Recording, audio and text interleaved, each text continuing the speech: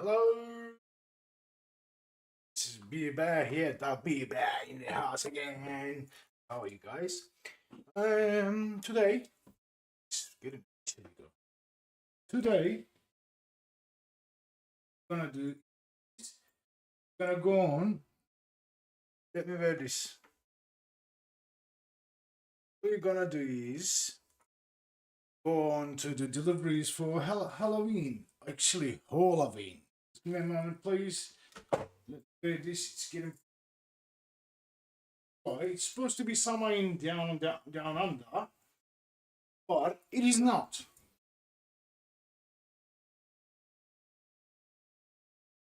Fortunately, it's too cold. Okay, yeah. Now it's better. Now, what we're gonna do, like I said, we're gonna do the Halloween event. Hopefully, we're gonna finish it tonight. Okay, we'll see. And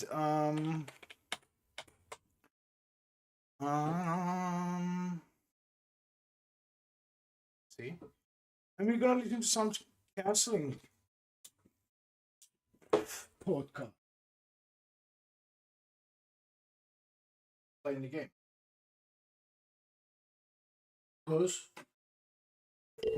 Because why not? Right? Because why not? I hope you'll enjoy that. You know what? Actually, counseling is a thing that we employ to our lives daily, but we're not aware of it. So, decided to listen to that sometimes during my games, lives and record. I said, why not? So, let's start. We've only got like how many? 7 deliveries left to do for Halloween. And yeah, start. Okay.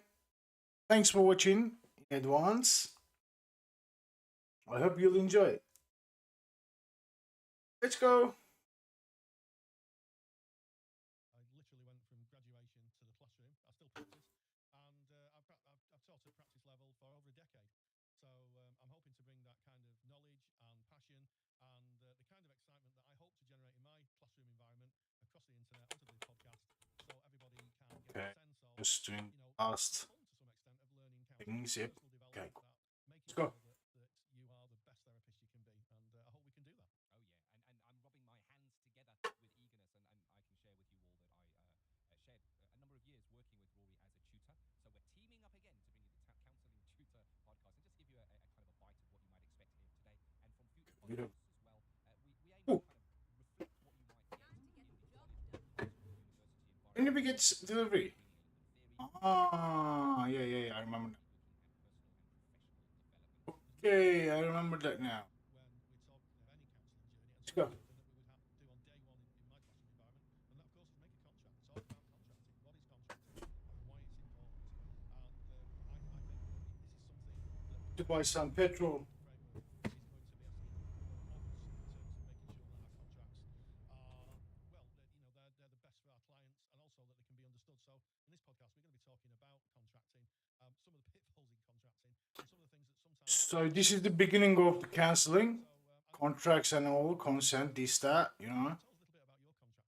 Tell us a little bit about your contracting style, because everybody's slightly different. Sure. And I guess when you're listening to this and Rory's mentioning the ethical framework, we're speaking about the BACP, that's the British Association Counsellors and Psychotherapists, and that's based in the United Kingdom. So if you're listening in from a different country, check with your kind of umbrella body of what the requirements are. But we certainly are required to contract with our clients. And you know what? You came into this podcast, we told you right at the beginning. We told you what you were going to get. We told you what to expect. Oi. We told you what was an offer. And that's exactly what we're doing with our clients. And I guess Oh, no, where you going, mate? Calm down.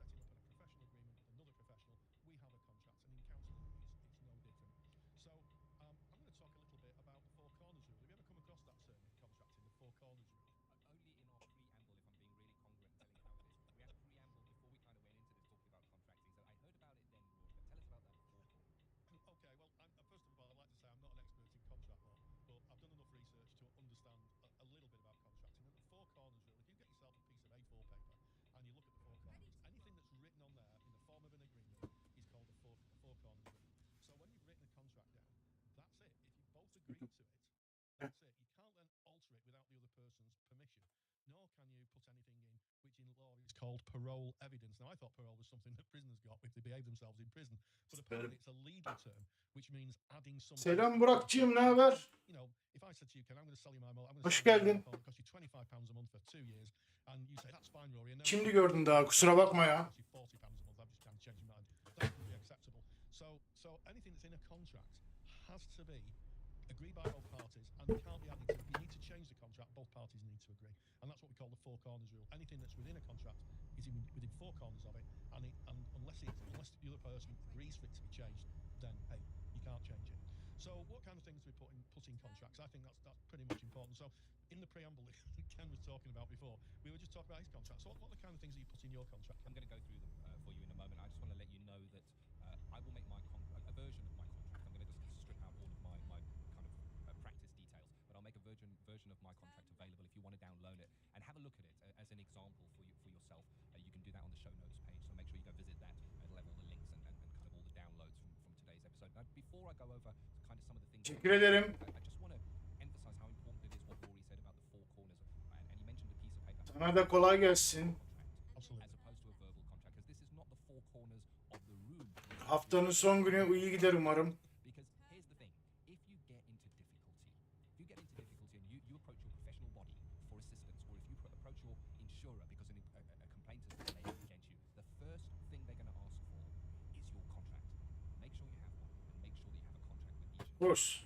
So I guess, what is it that you want to be looking at in your contract? So first and foremostly, what is on offer? What is it that you as a therapist are offering? And that would include the modality of the kind of counselling that you do. So myself, I'm a person-centered counsellor, and I will mention within my contract that I offer person-centered counselling, and a little description of what that is, which I will also cover verbally with the client in the first meeting, so that they're not, I guess, being missold and thinking that the kind of counselling they get is the kind that they saw on the television, where they lie down on a couch. That's not going to happen with me. Tell me about your mother. That type of thing. Well, exactly. So it's what are you offering? Yeah. The next thing to be looking at is, when is this going to happen? It's going to happen at an agreed place and at an agreed time. So the time and place. When is this going to be happening? Because you can't be on call 24/7 for the client to give you a call when they feel that they're in difficulty. So it's at a specific time and a specific place. So mention that the time and where you're going to be meeting. There's obviously the requirements that you as a counsellor, or promises that you are making within that contract to your client, but similarly, the client has responsibilities as well. A must in your contract is any limitations that you may have in confidentiality. Somebody coming into counselling may be carrying really heavy, difficult stuff. They're looking for a safe place to share this. They may have a thought or a feeling that everything they say is completely confidential. How crushing would it be if they mentioned something and you turned around and went, "Oh, Why is my steering wheel is crooked today? you now have to tell somebody that you've taken that." That is crushing them and kind of that we hold sacred as counsellors. So this is your opportunity right in the beginning to outline where you would have to break confidentialities. And of course, the obvious ones are legislation. And of course, you would look to the legislation. Some ways it like that. That you're listening to this from here in the UK. It is Acts of Terrorism, Money Laundering, Child Protection Act. Drug trafficking. Thank you. Any statutory law is the law that's been passed through Parliament. And I think one of the really interesting things about contracting, that you know what really confuses student counsellors, is they get the BACP ethical framework, which is the UK kind of body for ethics, one of the UK bodies for ethics, and they say, well, hang on a second. In one hand, in my right hand, I've got the BACP code of ethics that I'm writing my contract. In my left hand, I've got my agency's policies, and my agency's policies have exceptions to confidentiality. What do I do? Because it feels like if I break confidentiality... So they've got BACA, we've got ACA, Australian Counselling Association. Two together, and I'll give you a real example of that. A few years ago, I visited colleagues who were working in recovery areas, and they were working in a drugs rehabilitation centre, and they had counselling in there. And one of the areas that they specifically asked therapists to disclose was if a client was using street drugs. And there's a very good reason for that, because if someone's coming off heroin, which is a very dangerous drug, and they're having a prescription to help them with that, and then they go and buy stuff on the street when you don't know what you're buying, you could possibly have a heart Let's buy some petrol. It was really important that the treatment team understood or knew if a client was topping up with street drugs. And one of the exceptions to confidentiality in the contract was, if I believe or you tell me you're taking street drugs, I'm going to have to break confidentiality. Now, the key thing here is the client's understanding the terms of the contract. Okay, so if you're upfront with it, yeah, there's no problem with having an exception to confidentiality as long as the client agrees. That's it. You know, so in that case, that is quite acceptable. And that confuses, it certainly in my classes, it confuses the hell out of people. You say, well, we've got the agency's confidentiality and we've also got the BACPs. Well, what you do is you join them together and you make a contract that covers it all, and then the client then decides. I'm just gonna check this steering wheel. Why is it acting like this? If you're a student out there and you've done your kind of induction with the agency you're working for, they will all of them should have a policy of breaking confidentiality with harm to self, harm to others, or harm you may do to yourself. That's a catch-all confidentiality, where you can break confidentiality in the contract. So just to clarify, you can have two codes of practice: the BACP, and I'm waving my hands around here. No one will ever see it. The BACP confidentiality. That's what I do in class. I wave my hands around a lot. You can never see it on the podcast. You can have the BACP confidentiality in the right hand. You can have the agency's policies in the left hand. And what you do is you write them together to form a contract which covers them all. And again, as long as the client understands the limits of confidentiality, then you're working. How do I do that? Counsellor, you may undergo supervision. And part of your supervision may be taking a client's journey and speaking to your supervisor about it. Tell your client, put it into your contract so that they know what's happening with their information. So supervision and confidentiality can form part of your contract. It certainly does on mine. And again, you can get the download and have a look at that. And if you are working in a placement and you're a student of counselling, psychotherapy, and you're recording your sessions, put it in your contract. Put in the contract what happens to those recordings, how they're stored, who owns those, when are they destroyed, who listens to them. Are you using parts of those in case discussion? Why is it like this? I don't understand. As long as it is discussed and agreed with your client, and they know exactly what they're agreeing to, they know the limitations. Why is it like that? Of that confidentiality, really important. It is, Ken. And one of the things that irritates me, Ken will know this about I get irritated about lack of transparency. And I have heard, some practices saying, whatever you do, don't tell the client you're a student. And when I hear that, first of all, I get a little bit. Anybody who kind of has been taught by me, I don't understand why is it like that. You can't be doing that. And the reason for it is, if you're not transparent, It's been like that since yesterday. In front of your client, you're not being an ethical therapist. Yeah. And the BACP say you should tell. Can someone tell me why my steering wheel is not straight? In the game. Well, if you tell them you're a student, they may not feel like you're doing a good. That's weird. Type of thing. It's not right, and on the whole, it's nonsense. I was a student counsellor. I told all my students in my final years of training, and I never had a problem with it. I never had a problem with it. It disappears if you are open and honest, and if we look at congruence of being fully there and fully transparent within the relationship, and Rogers recognises that as something that is necessary. It needs to be there. Absolutely. It needs to be open and transparent, and I hear what you're saying about certain agencies may say, you know what, you don't really need to tell them that. But here's the thing: this is not the agency's practice; it's yours. Absolutely. From the very first moment that you are in contact with your very first client, whether that be on your placement while you're training, you are in practice, and it is your practice, not your agency's practice. It's going to go with you, and it's about deciding how are you going to be in your practice. Be open, honest, and transparent. And here's the reality. It's my bad. I was crashing bad, man. I was a counselling student of Rory's. Long time ago. It was a long time ago, and I'm very grateful for that journey. But I remember that lesson, and I remember taking that into my placement. And here's the thing: I never had one single client who even raised an eyebrow. No. And from the first moment that the client started presenting with their story and where they were, all of that disappeared. And I was no longer a student counsellor; I was just their counsellor. Yeah, absolutely. And one final thing before we move on, if you're, when I started, my tutor said to me, "Oh, well, your contract's not enforceable under law," and in fact, all that time ago, that they were right. However, things have moved on a bit now. So if you're in private practice, Give me a moment, please.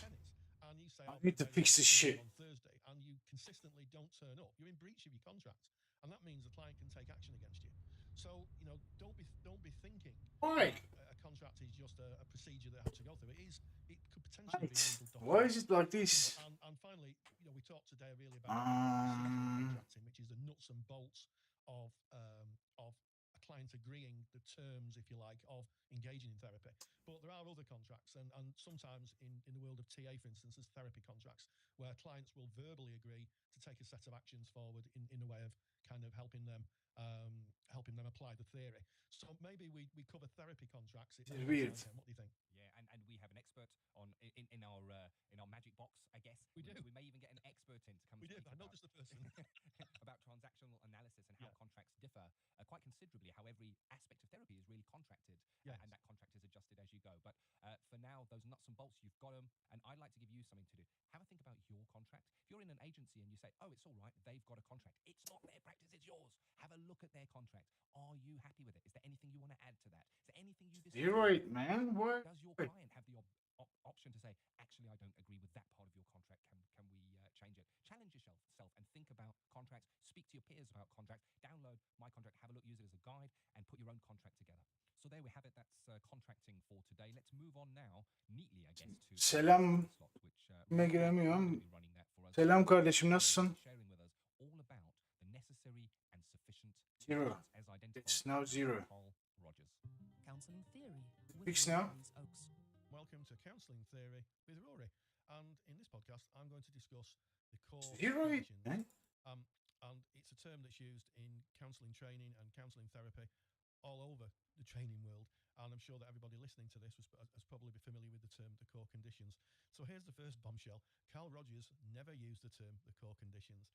This term was coined by the British Person Interesting. in the 1970s and the 1980s. And it separated Why don't you zero it? Rogers 6. So there were in fact 6 conditions that were needed for clients to be able to get the best. That's so weird. The therapist to be able to be the best therapist they can be.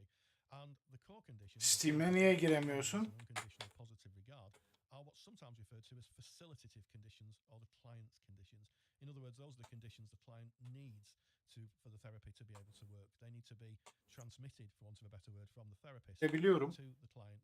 So the client Steam'de bir problem the yok. approach of being able to look at self and be able to make. Kim bende ne yapayım ya? So what's the Direksiyon conditions? tam ortalamıyor. Onu Conditions ayarlamaya çalışıyorum. Anlamadım. known as either the therapist Ne conditions olduğunu. or sometimes the hidden conditions, and they are Ayar psychological yapılıyor. contact that at some level the client has to see and accept the congruence and the unconditional positive regard from the therapist. And finally, that the client is incongruent. In other words, the client has something to bring.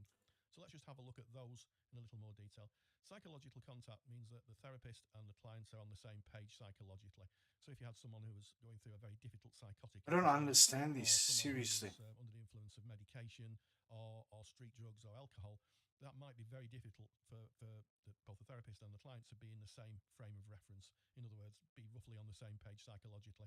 So Rogers put a lot of stock in that about people being connected.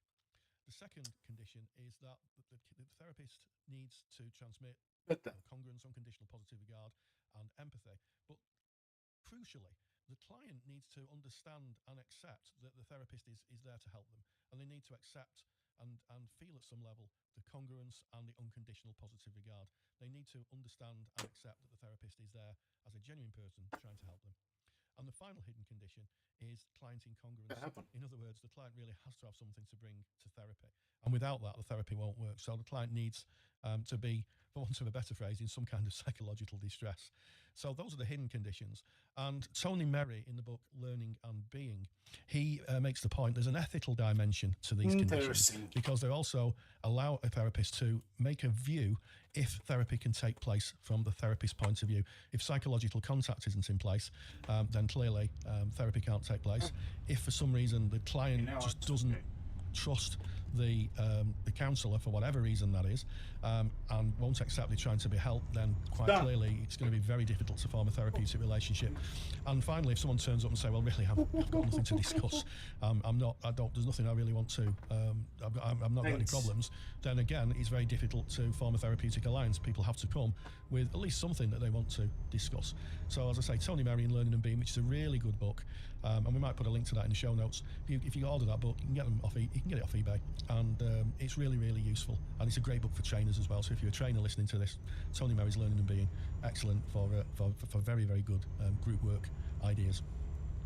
So let's talk about why Rogers' ideas of the necessary and sufficient conditions, those 6 conditions we talked about, and especially the 3 conditions, were so important. Well, to do that, we need to take ourselves back to the 1930s, the 1940s, where psychoanalysis was the predominant therapy of the time. Now, unlike person-centered therapy, psychoanalysis relied on the therapist being a blank slate, distancing themselves somewhat from the client and not getting involved on a personal level with the client. And when I say getting involved with on a personal level, I'm talking about a veil of expertise of making a point that the psychoanalyst is the expert and the client is the person who needs help. And in fact, they had a term for that in the psychoanalysis world. Analyst and analysand. Isn't that a wonderful phrase? Analysand. That was the phrase that they used for clients. So when Rogers changed his view and decided to find another way of therapy, and remember Maslow called Rogers' ideas the third force in psychology. Psychoanalysis was the first, behaviorism was the second, and humanism, which Rogers and Maslow and Rollo May and a lot of other therapists pioneered, was the third force in psychology. And for humanism to work, the therapist had to be, surprise, Anlamadım ben human bu being, çocukların real, oyunlarından ne genuine, istiyorlar? and Şey active yapmış. in the therapeutic relationship. Şeyden haberim So var Rogers peki? Bu believed that one of the reasons Black that Ops people 6'ya struggled in their lives was they were working to conditions of worth and introjected values. They were living life on other people's terms, and they were withholding or muting or pushing Games'e down girersin their moruk. own organismic valuing process. In Games other words, hesabın the yok people mu? they wanted to be were being pushed away by themselves to please others. That's the shorthand of the theory. And Rogers believed that by using those core conditions of empathy, congruence, and unconditional positive regard, that the client would feel safe enough to be able to access their own potential, their own self-actualization, as Games Maslow talks about kullanmıyor it, to be musun able to sen? find the Games'e answers in kullan. themselves. And one of the things to consider is that psychoanalysis really focused on the past, whereas person-centered therapy focuses on the here and the now. So let's just take those core conditions one by one and work out and discuss why they're so important. Well, empathy is used by therapists to try to access the frame of reference of clients. In other words, try and see their perceptual reality. So a person-centered therapy isn't about analysing or dishing out theories to why somebody is feeling the way they are. They're about trying to understand the way they are, and the way we do that is by using empathy.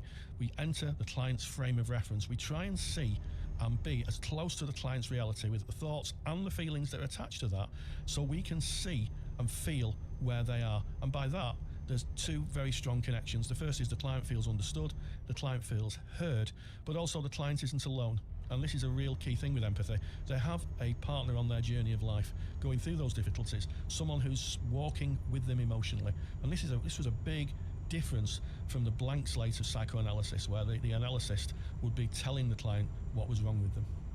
And in fact, Rogers has a wonderful quote on empathy. He wrote in 1975, "If I am truly open to the way of life is experienced by another person, if I can take his or her world into mine, then I risk seeing the life in his or her way. And of being changed myself, and we all resist change. Since we all resist change, we tend to view the other person's world only in our terms, not in his or hers. Then we analyse and evaluate it. We do not understand their world. But when the therapist does understand how the client truly feels and be in another person's world without wanting to try to analyse, change or judge it, then the therapist and the client can truly blossom and grow in that climate." Isn't that a wonderful phrase? So that is why empathy is so important. And here's an historical footnote for you. Rogers believed that congruence was the most powerful of those three conditions of congruence, empathy and unconditional positive regard. Rogers believed that it was actually congruence that was the most important one. Research through the years has pointed to empathy being the most powerful of the conditions, where people feel heard, understood, valued. So let's move on to congruence. What is congruence? It's an interesting word. It means being genuine, and genuine is about the person being a real person, being absolutely themselves. And I always say to my students, you know, if you were to see me in the supermarket doing my shopping, or maybe having a curry and a cup of tea, which is one of my favourite pastimes, I would be the same person that you'd see in class. I might be a little less louder because I have to kind of articulate my voice in class because I've got a few students, but generally speaking, I'm the same person. So person-centered counsellors don't put on this way of being. They are this way of being, and it's not unusual for people who train in person-centered therapy to take those conditions of empathy, congruence, and unconditional positive regard into their own lives and use them in their interactions with people other than clients. And I always say to people, I have a bit of a volume control on my core conditions. I turn them up and I turn them down, so they're on full volume in the therapy room. But I might just turn them down just a little in everyday life, because not everybody wants therapy. So sometimes you have to turn them up and turn them down. Everybody wants therapy, But that's congruence correct. is about being absolutely real, and really different, I guess, from the psychoanalysts of the time. The world's going crazy, all the world is going crazy. The client is seeing a real, genuine person in front of them, and one who is okay. That's a real thing. You know, we World can't is underestimate going the crazy, idea that yo. at some level, the therapist is kind Me of included. showing that, you know, they're okay. If you know, and certainly around things like people making mistakes. You know, I've had clients in the past who said I make a lot of mistakes, and I say, well, I make loads of them. I've made a few on this podcast already. And if people can see it's okay for that, if they've been under conditions of worth where they've been told they mustn't make mistakes, if they can see someone, it's okay to make mistakes, it's okay to get it wrong, then it's all right for them. And that can be a very, very liberating feeling for clients. Perfect. And then the final of the core conditions, unconditional positive regard. If you think of the life that we lead nowadays, we're under the judgment and scrutiny of everybody, our employers, the government, everyone. We're told what to do a lot. And unconditional positive regard is around the idea that the therapist doesn't judge the clients. We know from psychological studies that children who've been brought up in environments where they've been heavily judged or heavily criticised become psychologically damaged in some cases, or their functioning becomes very difficult for them. They're so frightened of making a mistake that sometimes they just don't do anything. So to have a therapist who offers this unconditional positive regard can be quite powerful, and it can break a cycle that a client has, that they have to be perfect, or around shame. Shame is a huge emotion and feeling that clients can bring to the therapy room, and as a consequence of that, the therapist offering unconditional positive regard will break that cycle of shame, and it'll allow the clients to be able to speak about their difficulties without feeling criticised or judged or belittled. Really, really powerful. And it's this I'll accept you as you are attitude that the person-centred therapist has. And always maintaining a positive attitude to the clients. And sometimes that can be difficult because in therapy we separate the person from the behaviour. And some clients' behaviour can be very difficult to understand. And we certainly don't condone bad behaviour, but we don't judge it. And that is the subtle difference. Non-judgmental approach is someone in who's crucial in counselling. do I have to, you know, I kind of have to say to them, well, you know, I think that's okay. And I say, no, what you're doing is you're seeing the person. So you're separating, I guess the phrase would be the sin from the sinner. It's the person that we're accepting. So with those three conditions, if they're transmitted by the therapist to the client, then by default, in the theory, therapy will take place. And through the years, a lot of people have criticised person-centred therapy. They've talked about, you know, how is it possible for a therapist to offer those conditions consistently in the therapy room? And, you know, to be fair, this is difficult. We're all human beings, and sometimes I think our volume controls on those conditions can turn up and turn down. But if it's our intent to offer them, then almost certainly our clients will benefit from our use of those core conditions.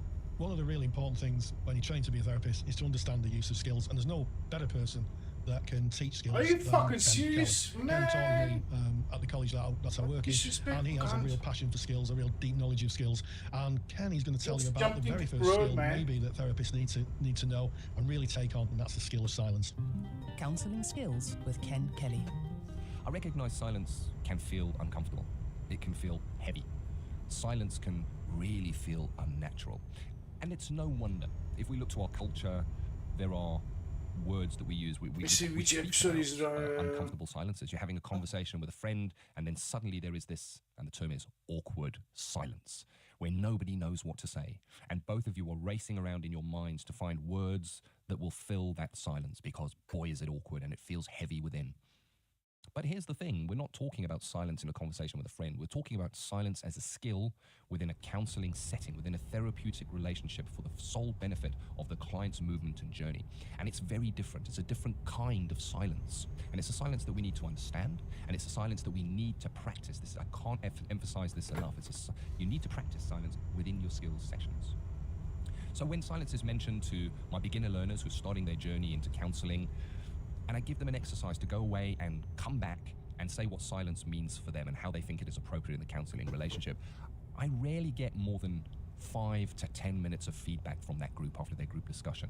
But the interesting thing is, when I give that same topic to my level 4 learners who are now approaching the end of their counseling journey, we can happily sit and speak for an hour or more just on the power of silence. And this is because they are now, I guess, more rounded practitioners. They've been in practice and they've actually seen the actual power of silence within their placements, within the clients, within the counseling relationship. So let's start off with a definition of what silence is. So we're going to go for a really dry definition here, a textbook definition that would fit nicely in, say, an assignment if you had to describe silence. So here it is. Silence within counselling has been defined as the temporary absence of any overt verbal or paraverbal communication between counsellor and client within sessions. Wow, that is dry. It is accurate, but it is dry and very academic when comparing that to what silence really is when you do take it into a counselling relationship, when it is present and you see the difference that it can make in a client's journey. So if we were to divide silence into silence and its benefits or uses for the counsellor, and silence and its benefits or purpose for the client, we might kind of have two tables. So on the counsellor side, we could use a deliberate use of silence to encourage the client to explore themselves. So they might look to us and we would use silence to kind of reflect that back and say, no, you look yourself. Showing I'm not the expert, I'm not here to guide you and give you the advice, this lies with you. For me, this kind of keys very much into unconditional positive regard. It's that trust that the client will find their own way. So if they look at me expectantly, I might use silence and a smile. And it's about the body language within that silence. Cold stare in silence, that has a really different tone to a warm, accepting smile in silence.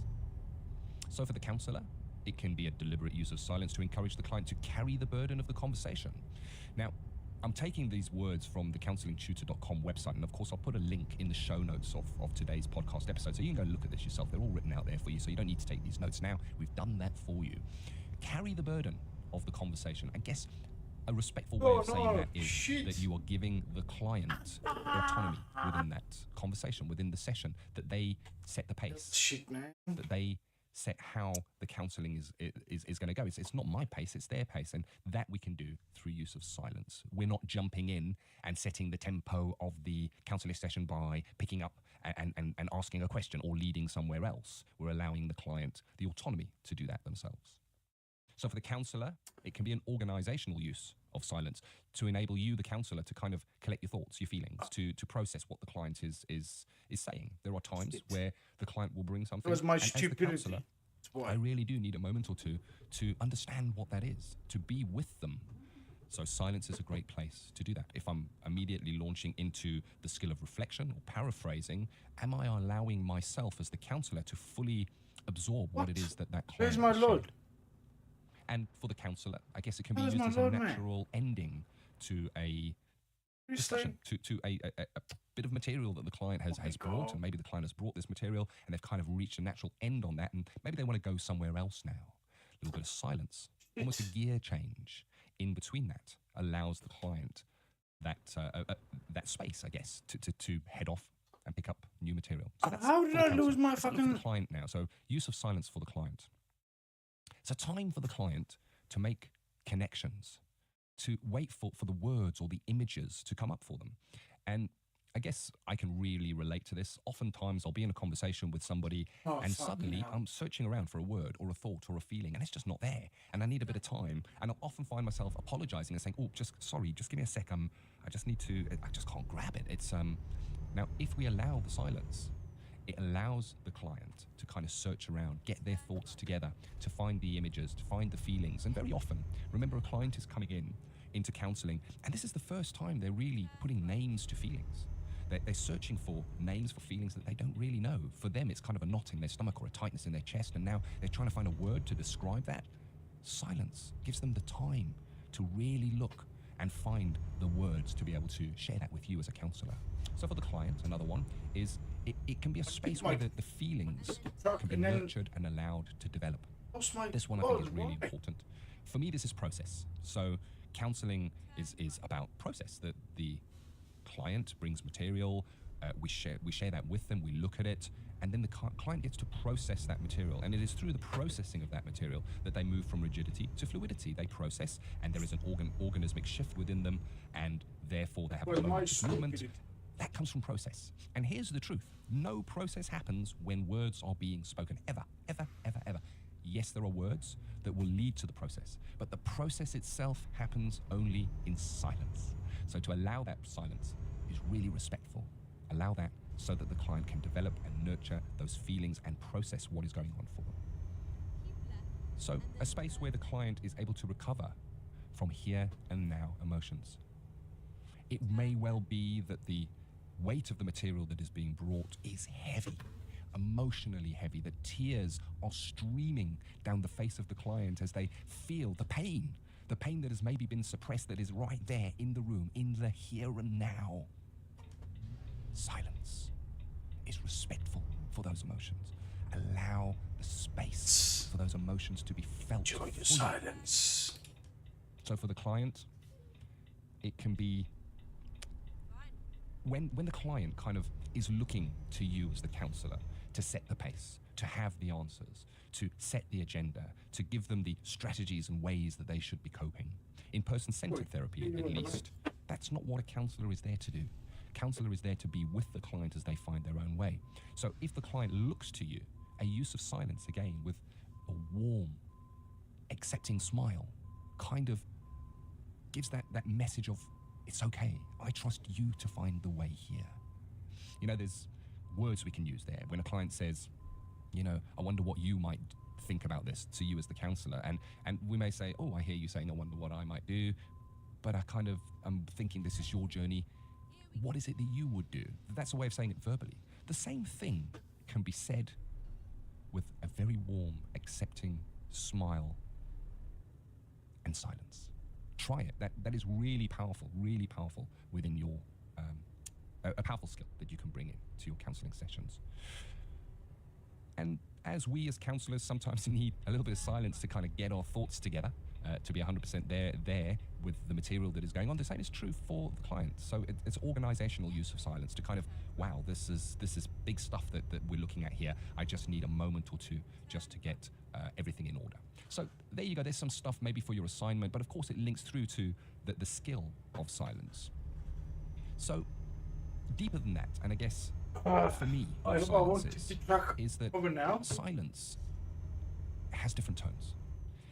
We speak about different tones of our voice, different tones in language, but silence has different tones as well. And silence is not about just being there and being quiet. Silence is about 100% being present with the client within that silence. We almost listen to the silence in the same ways we would listen to the verbal communication that would come from the client. And you don't need to look far at studies to see that most of our communication anyway as human beings is without words. It's only a small portion of our communication is verbal. The rest is body language. And that is presence within the silence. But we need to be there 100% present as the counselor to be able to hear that within the silence. So when silence arrives within the counseling relationship, communication hasn't stopped. Communication continues. I want to give you an example of that. Have you ever been in an argument with a loved one where you're kind of not talking to one another anymore? And the silence, maybe one person would talk and you're not answering back. Think of the power and the message that is being broadcast in that silence. Well, it is just as powerful and just as meaningful within the counseling relationship if we allow it. Now, here's the thing. It's about us allowing that silence, and we can only allow that silence if we work at it, if we train. And I implore you, I really do, I implore you to take silence into your next skill sessions and work on it. Really, really work on it. But it's about appropriate use of silence. You know, silence can sometimes be uncomfortable and embarrassing for the right reasons. And I'll give you an example of that. Even Rogers, I'm going to give you a Rogers quote. He says, in an initial interview, long pauses or silence are likely to be embarrassing rather than helpful. In subsequent contacts, however, if fundamental rapport is good, silence on the part of the counselor may be a most powerful device. From the very lips of Mr. Carl Rogers. So even Carl Rogers says, you know, that it's okay for silence to be uncomfortable and embarrassing at times, because silence is only an effective tool when it is used appropriately, and you need relational depth to be able to use that silence appropriately. You at least need to have a good rapport built with the client. I could speak easily for an hour on the subject of silence. I love it. I think it is an incredibly powerful skill. I know it to be an underused skill because of what it brings up for us as therapists. But hey, you know what? This whole journey about being a therapist, becoming a counselor, is about us exploring self and that we struggle with. We got to move past that. Examine it within yourself. Put the skill of silence into your next skill sessions. Practice it, hone it, and watch the power of silence. Always a pleasure to hear Ken talk about skills, such a breadth of knowledge and such a skill in not only talking about the theory, but getting people to apply it. So thanks for that, Ken. Yeah, and it kind of brings us to the end of our first podcast together. I guess if we were in a counselling session, I'd be saying just a few minutes left now.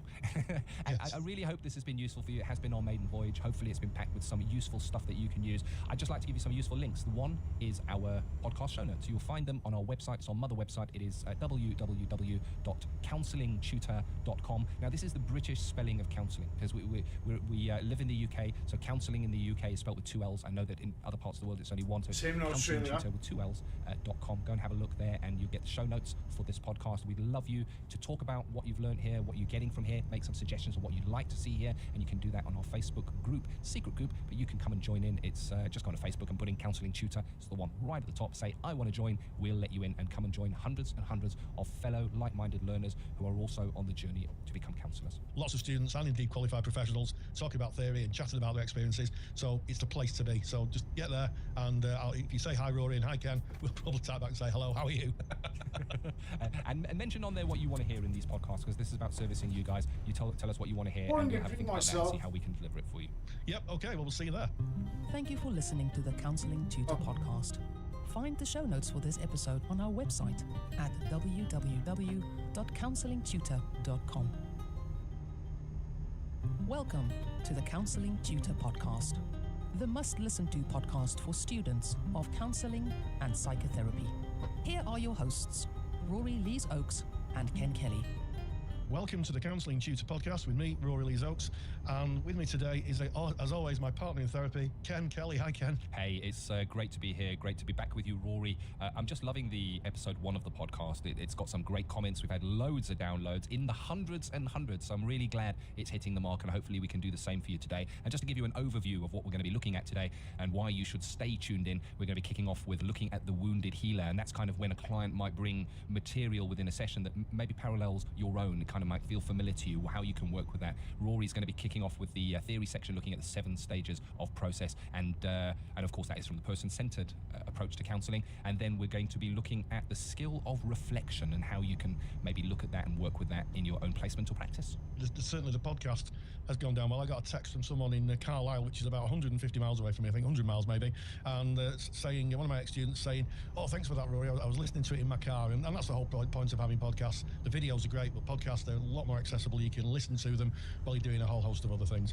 But on to today's idea, and we're picking up really from some comments in the Facebook feed, so do join us in the Counselling Tutor Facebook feed. If you're listening and you've not visited, then just type in Counselling Tutor into the Facebook search and you'll find us. It's a closed group, so you'll have to apply to join, and we'll let you in, and you can meet a lot of like-minded people, a lot of people maybe training to be therapists, some who are qualified therapists, talking about the wonderful world of counselling and psychotherapy. On today's topic, Ken, I want to talk a little bit about Chiron, or sometimes known as Chiron, the wounded healer.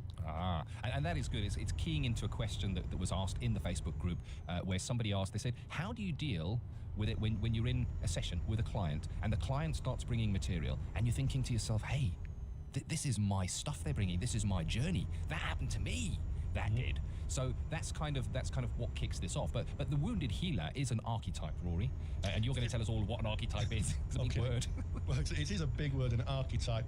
So I think the best way to look at what an archetype is, if you think of a hero, so if you think of someone who's a hero, you might think of maybe a footballer like DaBeerBear. You might think of someone who's fought bravely in a war. You might think of someone who's just done something very heroic. They've jumped into a river to save someone. But what happens is we, as human beings, we have kind of totems or archetypes of people that we see as a hero. If I said to someone, give me a person who's a caring person, someone might say Mother Teresa. Yep. If for those of us in the UK, Lady Diana is held up as someone who's a caring person, the late Lady Diana Spencer. So archetypes are things that we look towards for people who do certain things. That's probably the best way of describing it. And one of the archetypes that comes up certainly in the world of counselling and psychotherapy, and indeed in the medical profession, is the idea of the wounded healer. And it comes from Greek mythology. In Greek mythology, there was a centaur called Chiron, or Chiron. It's actually spelled Chiron, but pronounced Chiron. So that's Greek mythology for you. Yeah. And what happened was he was a half man and a half horse, and he kind of went around the heavens hunting and doing the kind of things that gods in Greek mythology did. And one day he was actually accidentally shot by an arrow, that was dipped in the blood of the Hydra, which was this head of a woman with many snakes coming out. And he was so badly hurt by it that he was in agony. But because he was immortal, he carried that pain through his entire immortality, and he spent his immortality looking for a cure. So why am I talking about a person of Greek mythology? Well, it links very much to a lot of people who take on the role of in the helping professions or in counselling in general. And can I tell you a story, Ken, from my very first day when I trained a long time ago? Tell us the story. Okay, thanks, Ken. Just building up the dramatic bit of it. I'll drum roll. I'll just... Ladies and gentlemen, the story. Okay. Yeah, we sat in a circle as most counselling students do, and our tutor said, what I want you to do is take a few minutes to reflect why you came to train as a counsellor. And bearing in mind, this is maybe the first or the second week. So, you know, some of us knew each other from previous courses, but a lot of us were kind of strangers to each other. And we all sat with a piece of paper and thought and chewed our pens and wrote things down. And it was really interesting when we shared into the group that a majority of people who trained as counsellors had therapy themselves. Yeah. That they'd had difficulties in their history, and that they sought the help of someone, a counsellor, to really help them and really kind of get some sense of where they were going in their life. And maybe you can relate to this. I know you're listening to this and maybe think to yourself, what is it that brought you into going into this, I guess, caring profession? And it was interesting because Carl Gustav Jung, also coined the phrase the wounded healer, and he's known for it and accredited to it, and he kind of looked at it, and I think that I saw somewhere some statistics that kind of, I think 73% of people that are drawn to counselling and psychotherapy have had their own battles that they have fought, and maybe are now looking to put a hand into the darkness, and maybe that is you. So the tricky part there is when you're working with a client and the client potentially brings some material that you can really relate to, that something similar happened to you. What do you do in that kind of a situation? What happens inside you? Absolutely. And this happens a lot. It's happened to me as a therapist, where I've worked with a client, and you know, I've been listening and being in the frame of reference of the client, trying to see the world from their perspective, being empathic. And all of a sudden I'm thinking, do you know, I don't know whose feelings this is. The client's talking about stuff that's gone on for them, but actually I've been through the same kind of difficulty, and I'm not sure who I'm feeling it for. Am I feeling it for the client, or am I feeling it for myself? And at that point, that can be pretty tricky. I know someone in the Facebook feed has said, what if you meet a client who's like you? And that can be very tricky. And there's a term for it, and it's called parallel process. In other words, your process, your kind of feelings and your journey through some difficulty is paralleled by the client going through maybe the identical process, a divorce, for instance. Someone may have gone through a divorce, seeing the client, talking about that, but also you've gone through a divorce, and all of a sudden you're thinking, I don't know whose stuff this is. Is it the client's stuff, or is it my stuff? And there's a danger in that as well. So you may be in that session and the client may bring something that you yourself went through, and potentially you made it through there, and you had a certain route that you followed to get through there. You did certain things to get out of it. The danger is in trying to lead the client or guide them to take the route you did because it worked for you, because it's not your stuff, it's their stuff, and it's about respecting them to find their own way. So if I was to give you a hard example of that, there are people who get into recovery from drugs and alcohol, and they may potentially be drawn to go and work in recovery services, helping others that are struggling with addictions to kind of find their way out. Here's the truth, there's many ways or many routes out of being in active addiction. And I guess the wounded healer example may be trying to get someone to follow the route you took out of the addiction because it worked for you, where they could take a number of different routes and find their own way out. So it's about having that alarm bell go off in self, being mindful that when material parallels yours, when there is that parallel process and you're able to see that, to be really mindful of how you are in that relationship, and of course, take it to supervision. There's the biggie, take it to supervision. Absolutely. And you know, when I read the post on the Facebook feed, one of the things that kind of struck me was I was just so pleased that the person had identified it.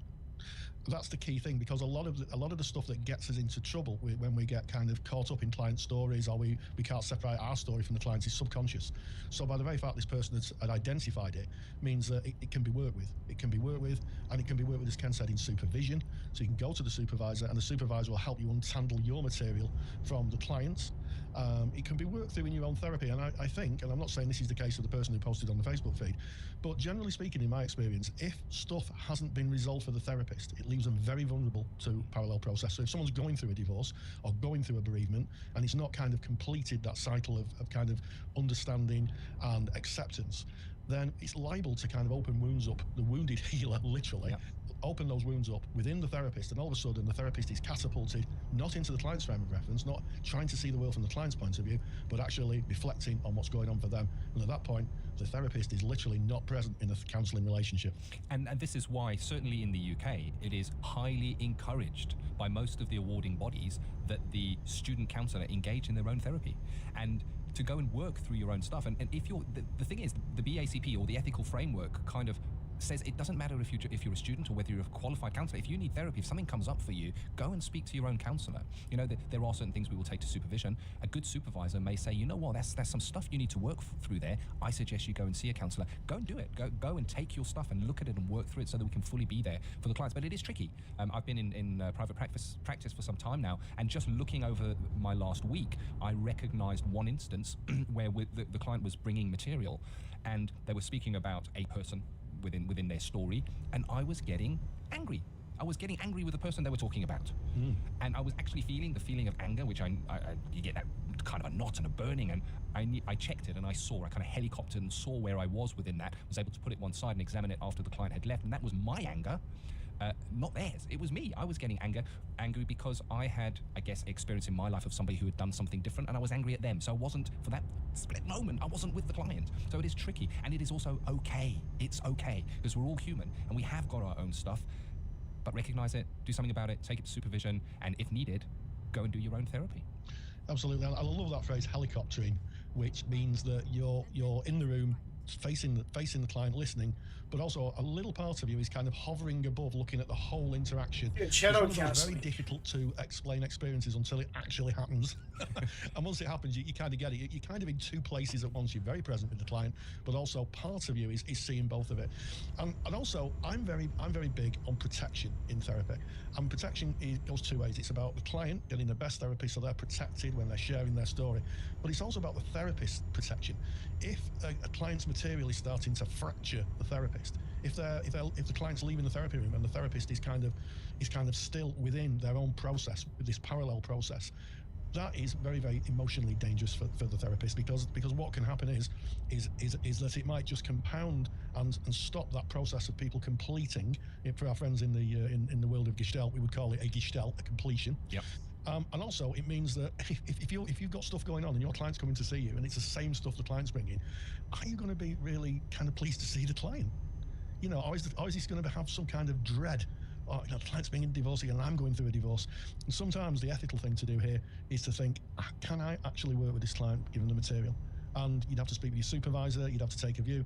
But some cases, you know, politely referring on, disengaging. I didn't even check where we were going. Is fine in the protection of both you and the clients. And I guess as we come to the end of this section, we're not here to give advice. We're not here to give you the answers. What we are here to do is to debate this and chat about it. Take this topic into your groups. Go and speak with your peers. Go and speak with fellow learners. Speak about it on the Facebook. Speak about your experiences. And hopefully just kind of acknowledging it, talking about it, seeing it, will give some kind of movement for you. Yeah, and I think, you know, as we come to the end of this segment, in counselling, just talking about the stuff that's going on for you is quite powerful, because it frees other people to talk about it, and it normalises it. In other words, that you think, I'm the only person in the world who's going through parallel process. You share it in your group with your training peers, and you might find that there's one or two go, well, actually, that happened to me. So there you go, Wounded Healer. Something there for you to have a think about and maybe to process for yourself, maybe something for your journal if you keep one as well. And moving on from the Wounded Healer, where I guess in a way we've been kind of linking what's going on within us to our practice. And a man who is an expert of linking theory to practice is Rory. And today Rory's going to be speaking to us in depth about the 7 stages of process. Counselling Theory with Rory Lees-Oakes. Welcome to Counselling Theory with Rory. And in this podcast, I'm going to be talking about the 7 stages of process, sometimes known as counselling as a process. And it was developed by Carl Rogers, who developed person-centred therapy. So before I go on to talk about the 7 stages of process, I'd like to talk about what you need to facilitate the 7 stages of process working, or that process becoming developed in clients. And you need to show the core conditions. So linking theory to practice. Counselling processes and behavioural change only happens if clients feel that they're not judged, that they're listened to, and that the person who is their therapist is genuine. And sometimes we call that the core conditions. So the first point I get across is that without those core conditions, counselling processes and processes within clients really can't start to kick in and start to exist. So the 7 stages of the process is a theory. That's the first thing. And Roger's theory was that people move through 7 distinct ideas of the world. And as they move through these stages, they're more able to take ownership and to live life on life's terms. And by that I mean that sometimes life can be cruel, it can be unpredictable, and it can't sometimes not be fair. And clients, and in fact a lot of individuals, struggle with the idea of the unfairness of the world. And the 7 stages of the process shows us how people move from a very fixed view of the world, it's everybody else's fault, it's not mine, to a view of the world that is more able to adapt and live life on life's terms. I think that's the phrase I'm going to use a lot in this podcast.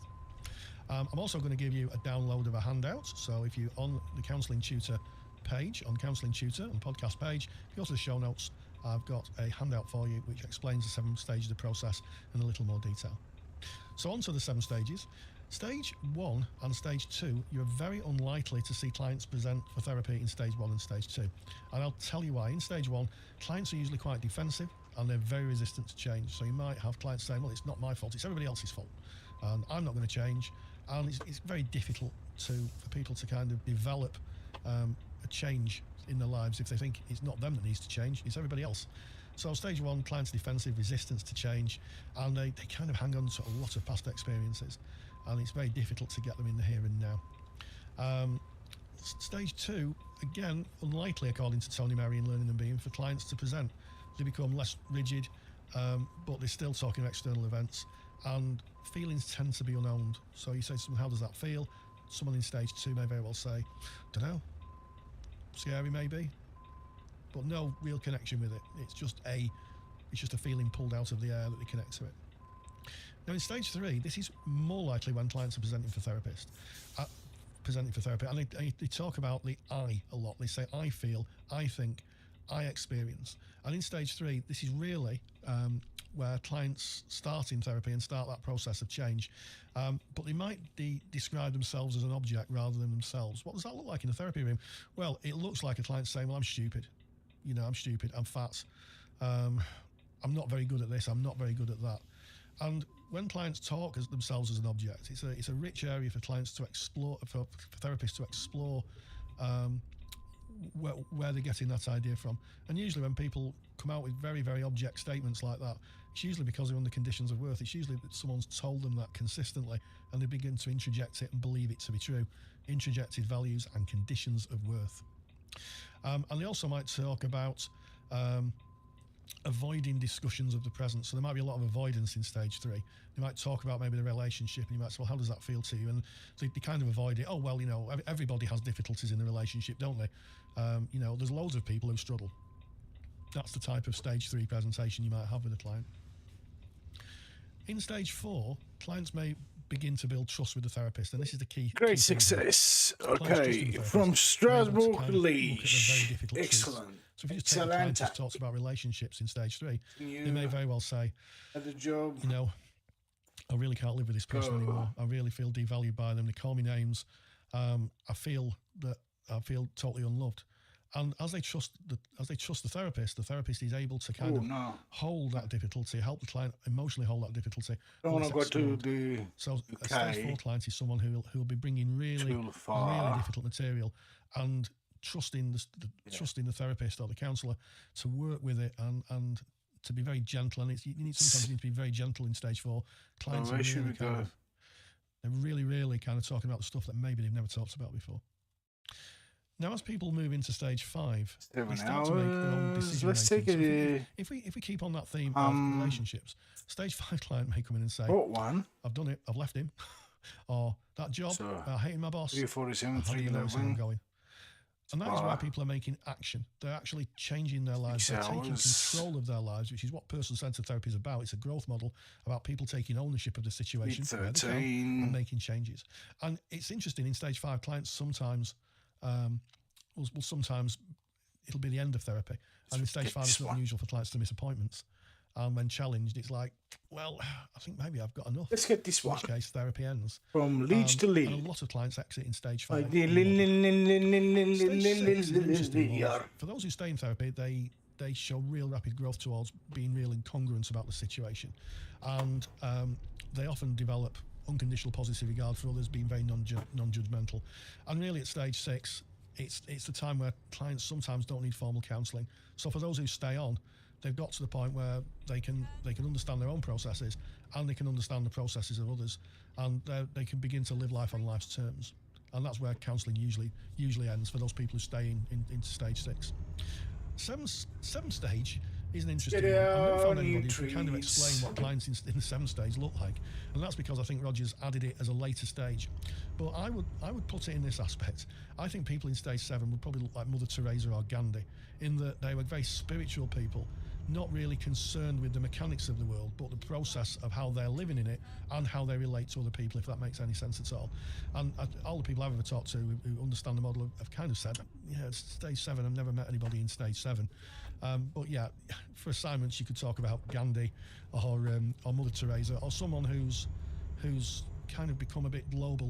Their process is universal, but giving themselves to the world in a way. That's how I see the 7th stage. And they're not controlled at all by external forces, so the opinion of others isn't really controlling them. So that Gandhi and Mother Teresa would be a classic example, where people are doing good things and they're using unconditional positive regard on a global scale. So why is it important that we have an understanding of the 7 stages of the process, apart from kind of understanding where the client is? Well, one really great reason for having an understanding of the 7 stages of the process, it gives us a common language with our supervisors. So if we go to see our supervisor, we're able to say, well, I think this client's in stage 5 and this is what's happening, then it's almost certain that the supervisor will be able to better work with you and better be able to communicate how they think you're working with the client. One final thing on the 7 stages of the process is not a linear pathway. So people may sometimes be stage 5 in one aspect of the life and stage 4 in the other. So what does that look like? Well, I've left my partner, but I've still not left my job. So that would be that kind of incongruence, where someone's found the courage to leave their partner, but still hasn't found the right time or the right situation to leave their job. And Rogers did allude to the fact that those people who haven't reached stage 7 may well go down the scale. So that's where clients sometimes reappear for therapy. So I hope that's been useful. Don't forget to check the free handout on the show notes page on counsellingtutor.com, and I'll see you in the next theory segment. That is just so nicely explained. Thank you so much for that, Rory. And I know that the 7 stages of process is purely a person-centered bit of theory, but I guess just hearing it, there's so much there that would apply to counselling, psychotherapy in general, and it's just really good to get that overview. So thank you so much. Really appreciate it. Oh, thank you, Ken. And I'm really interested in what skill you're going to be looking at in this podcast. Which one have you picked? Counselling Skills with Ken Kelly. Today I'd like to focus on the skill of reflection. And I often refer to this as the lost skill. And the reason that I use that term is from watching learners doing simulated skill sessions and kind of being with them in that journey, or maybe listening to recordings from placement where clients have agreed that those recordings could be evaluated. I seldom see the skill of reflection used, and I kind of wonder why that is for myself. And so today it's about focusing down on what reflection is and how powerful that can be in the client's journey. And I have a suggestion kind of right at the top here. If you're in a college or learning environment where you are doing simulated skill sessions, contract with the person that you're working with to record the session. You can use a smartphone. There's no need to bring in massive recording technology. And Carl Rogers was recording sessions really early on when I guess recording equipment had just been released. And he reflected that this was his greatest learning came from those recordings. And if you record your very own skills sessions and listen to them back, and kind of evaluate yourself on those, because at the time of, I guess, doing the skill sessions, you're there with the client. So moving on, let's look at a definition of reflection. And I guess the definition is something that you might use if you were doing an assignment and you were asked to describe what reflection is and kind of what place that has in the therapeutic relationship. So really, what reflection is almost like holding up a mirror. And I guess that's why it is used, the word reflection. Where did you fucking come from? What you look at in the mirror is exactly what you see in the mirror is exactly what goes in the first place. It is a direct reflection. It is the same. So repeating the client's words back to them exactly as they said them. That is what a reflection is in its simplest term. So looking at that a little bit deeper, it's not necessary that you might reflect back the whole sentence. There are times when you might, but it may be that you take a select few words from the sentence, or a reflection can even be one word that the client has brought. when we reflect back like that mirror, we're looking to reflect the tone, the feeling of the words. So the narrative, we're now reflecting that back, but we might match the client's tone. We might match the client's maybe a facial expression they pulled while saying those words, or maybe they hunched their shoulders up when they said, I was so scared, I didn't know what to do. We might reflect that back by hunching our own shoulders, mirroring that body language as well and saying, I felt so scared, I didn't know what to do. So there is ways of how we can define what a reflection is. But why? Why would we use reflection? Is it an effective skill? What does it do within the therapeutic relationship? Well, first of all, and I guess really importantly, and so easy to overlook, is the client feels heard. It's their words that they're bringing over, it's their agenda, and we're only reflecting back the words that they brought. We're not putting our agenda in there at all. That is true, unconditional positive regard, respect for the client to set the pace of their journey. And they feel heard, which builds the rapport, and rapport deepens trust within our relationship with the client. Interestingly, the client may actually hear the words as if for the very first time. So think of this, the client's got the material, the narrative, the going around in their head. They share that with you in a session. You reflect that back, and it's a different direction. When the narrative is going around in their head, it's almost going in a circular motion. As soon as they put that out, it changes direction. It's no longer circular within them. It is now out, so it's linear. It is coming out within the therapeutic relationship. You taking that and almost hitting it back, almost like a tennis ball, and the tennis ball that is coming back is their very own words. Interestingly, can sometimes be quite surprising to the client. It's almost like the client is seeing this for the very first time. This allows the client to process and sometimes even clarify their very own words. So let me give you an example of that.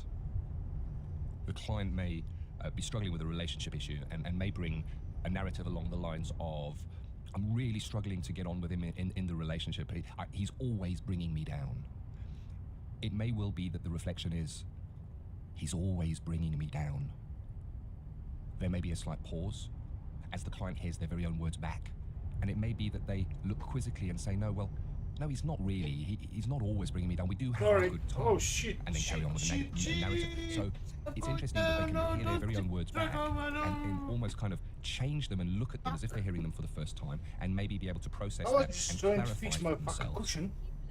Moving on to the next one, we can say that reflection can be used to focus down, to almost cut through the narrative and drill right down to the feelings. And what I mean by this is, you may have seen this in if you trailer damage, you most probably will have seen this if you're in practice. You definitely have seen this, and you may even have seen this in your simulated skill sessions when rapport has been built and there is a trusting relationship. When a client is bringing heavy material, painful material, it is often really difficult for them to go down to the feelings. So the story is told, and every now and again they'll dip down and touch on those feelings. And it's almost like I touch on the feelings as the client, I feel that pain, and I quickly run away from those feelings back into the story, into the safety of the narrative. And what we're able to do with reflection, if we're listening to the feelings beneath the words, as Rogers kind of put it, it's almost listening to the music below the words. We're listening for those feelings. We're in touch. We are in that empathic bond with the client, walking with them as if it was our world, seeing it as they see it. And we see and we feel those feeling words. We can reflect those back. Just those little few words that they said that touch on the feelings. So an example of that may be, I'm trying as hard as I can, but it's really killing me. But I go into work and I try and be strong and I just carry on. And we can reflect back and say, it's really killing me. And it kind of invites the client, if they choose to take up that invitation, to go back and look at that, because that is the feeling. That is the meat of what they are bringing. The rest is the narrative that is wrapped around that. And if you use that in a relationship or rapport is built where the empathy levels are deep, you may find that the client takes that invitation and goes back and says, yes, it is. I just feel that I can't go on anymore. I'm so devastated. I feel so much pain. And they're then there, out of the narrative, but really in the emotions of what it is that they're bringing.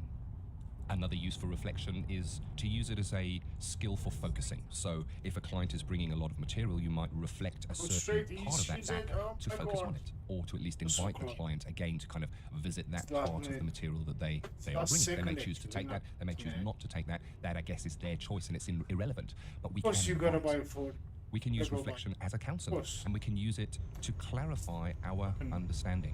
We can almost use reflection as a question. So Oh. I'll give you an example of that. The client says something along the lines of, my husband and my father are fighting. I'm really angry with him. So I'm just trying to... We might Aleykümselam reflect Yunus, back ne on haber? him with a quizzical look. In order for me to be in the client's frame of reference, when she says, or he says, I'm really angry with him, I need to know, is that the father? Is that the husband? So that I can be in their frame of reference. And that can be done by using a reflection. I'm really angry with him. Him? Yeah, my dad. He really gets to me when he's non-accepting. So you can get a clarification for you to be able to adjust where you are to make sure that that empathic bond is strong and you truly are within that client's frame Ne of reference. yapıyorsun? So I thought it would be interesting now to drop in a simulated skills session where reflection is used. So let's listen to the simulated skills and then we'll kind of come back and sum up. When I sort of reflect and look over that kind of setting, is so often I would sacrifice my own wants and my own desire, or my own, if there was nobody else involved in the situation, what I would choose to do would be very, very different from what I actually end up doing. Sacrifice my own wants. Yeah. Yeah. Yeah, it really Power of feels like silence. putting that what I would do for my own, out of my own will and my own free choice, I would put that aside and favor what would be the accepted, or in my perception, what I think someone else would rather I do. Or Just having a listen over that example where reflection was used to, I guess, reflect the feeling that I felt was underlying what the client was bringing. It was interesting that the reflection caused a moment of silence for the client. The client almost went in and was mindfully looking at that, going back. And if you listen to how the narrative then continues, the narrative continues in a very feeling way where the client has taken that invite and has decided to go and explore deeper the feelings that underlie what she was feeling in that moment. So let's move on and let's look at a different use of reflection from the same session. the thought of doing or maybe expressing my wants and what I would like to do, and that feels very selfish. For some reason, it feels like, but why put my own wants and needs in front of what someone else may choose? Why put my own wants and needs in front of what somebody else would choose? What kind of question is that? Are you... Silence it. Silence. Enjoy the silence. I don't know what they choose, so the only thing I can do is, I guess, ask, but also look after myself. In the second example, the reflection was a question. It was a question that came up in the narrative that the client was bringing, the why put my own wants and needs in front of somebody else's. And in hearing that back, in that tennis ball kind of returning to this client in this simulated skills session, the client is kind of almost hearing that for the first time differently. And that is evident by the pause that is there while the client almost considers this question. It's a question that was kind of just would have easily passed by in conversation, but when reflected back, prompted the client to kind of look at that, to be reflective, I guess, from the reflection. And then the client actually answers that. She's answering it for herself, and it's almost as if there's been a small moment of movement that can be heard in the answering of that question. So there you have it. There they are, the skill of reflection. What the hell? Skill that Stop, mate. suggest that you go and take and use in your simulated skill sessions within your learning environment. And if you are in placement, you take in and use within your skill sessions. And if you do have the ability to record your sessions, record and listen and hear the power of reflection. Let's try to together make reflection not the lost skill that is seldom heard, but a powerful skill that enables our clients to, I guess, move on, to process and to become more fully functioning people. I hope that was useful. Well, again, Ken's explained a skill, how it's applied, how it's used, and I love listening to Ken talking about skills. In fact, Ken used to teach the skills when he taught with me. It was his speciality, and it really does show. So over to you, Ken. Well, it kind of brings us neatly, I guess, to the end of today's episode. I really do hope that you've got something out of it and that you've enjoyed it. And if you have, I want to ask you a favor. I'd really like to ask you to do something for us.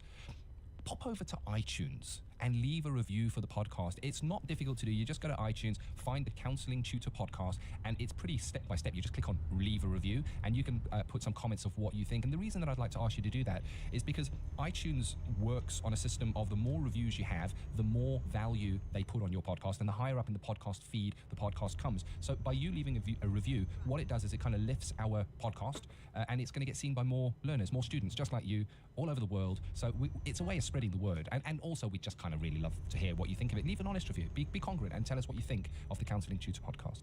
And don't forget to put into the Facebook feed, that's Counselling Tutor, search Counselling Tutor on Facebook, and it's a closed group. You just click to join and we'll let you in. Put in what you want to hear. Tell us what you want in these podcasts and we'll do our best to accommodate you. And taking that one step further, we've got a brand new feature that we are starting as from next week's podcast, and it's called Ask Rory and Ken. Now, what it is within the Facebook group, ask a question. If you've got a question to ask, look for the little post that says Ask Rory and Ken, ask your question there, and we're going to pick out some questions and we're going to be answering them right here on the podcast. If you're struggling with anything doesn't make sense, or you just kind of want to get clarification on something, hey, ask Rory and Ken on the Counselling Tutor podcast. Oh yeah, and if we can't answer it, we know people who can. Oh, yeah. So we may well be getting other guests on to help us out in that. Certainly. And of course, we wouldn't leave without asking you to visit our mother website, as it were. It's kind of our home. It's www.counsellingtutor.com. It's really worth visiting. You'll get all the podcasts there, but you'll also get the show notes. We make notes of these episodes. So if you want to get notes on today, on the 7 stages of process, on the skill of reflection, or of course look at the wounded healer and that parallel process, we can get all those notes right there on our website. So until next time, thank you so much for listening and spending your time with us here today. See you soon. Thank you for listening to the Counselling Tutor podcast. I'm going to Find the the show right notes place. for this episode on our website at www.counsellingtutor.com. Welcome to the Counselling Tutor podcast, the must-listen-to podcast for students of counselling and psychotherapy. Here are your hosts, Rory Lees Oakes and Ken Kelly. Hi, it's Rory from the Counselling Tutor podcast, and with me in my existential adventures is my partner in therapy, Mr. Ken Kelly. Hi, Ken. How are you? Oh, great. And great to be back here. I love that existential... I can't even say it. Existential... Existential adventures, yeah. Adventures. It's a tongue twister. Everybody try it. Try saying that 3 times. Yes. And knowing what it means, that's the thing. We've got a really action-packed episode, I guess, to bring you today. What are you going to be bringing in theory today, Rory? What are you going to be speaking about? Well, I'm going to be talking about something that is something I'm feeling really passionate about, Ken, and it comes up so much in my trainings, and that is transference and counter-transference. It's a must. It's a must. It's a must, and I think if a therapist doesn't really understand the basis of transference and counter-transference, then you can get into what my good friend and colleague Bob Cook calls a transferential mire, and I'll explain a little bit what that can be when we come to that part of the podcast, Ken. Oh, I'm looking forward to that one. Skills today, we're going to be looking at paraphrasing. Paraphrasing, really important. It's a great skill, and I think often misunderstood. Paraphrasing is not just kind of summing up the story. There's a lot more to it than that. It's about really delving into the feelings, but again, I'll touch more on that when we get to the skills session. But you got something really interesting to kick us off today, which I guess falls into the category of personal development, and I know that it's certainly something we hear from our learners. They struggle with it. I know I struggled with it in my early counselling years, and maybe you can relate to this. It's about turning down the volume. Yeah, it's turning down the volume. This is a question from Amanda in the Facebook feed. So if you're listening to this and you've not come to our website, counsellingtutor.com, then type in www.counsellingtutor.com. Remember, there's 2 L's in counselling. And if you go to the top right-hand part of the webpage, you click on the Facebook, and it's a invited group. Invite yourself in, and you can join a whole host of students from all over the world who are interested in the world of counselling and psychotherapy. And myself and Ken sometimes come in and have a chat with people. And this is from Amanda. This question is from Amanda, who posted this question, and she said, how to switch off or turn down the volume, as Rory would say, from being a counsellor when talking to friends and family. I found I switch on my therapist head and listen for friends and family's incongruence in their stories. It would be nice just to have a chat over a coffee or wine without my other self joining us uninvited. And she finishes off by saying, any suggestions, welcome. So here are the suggestions.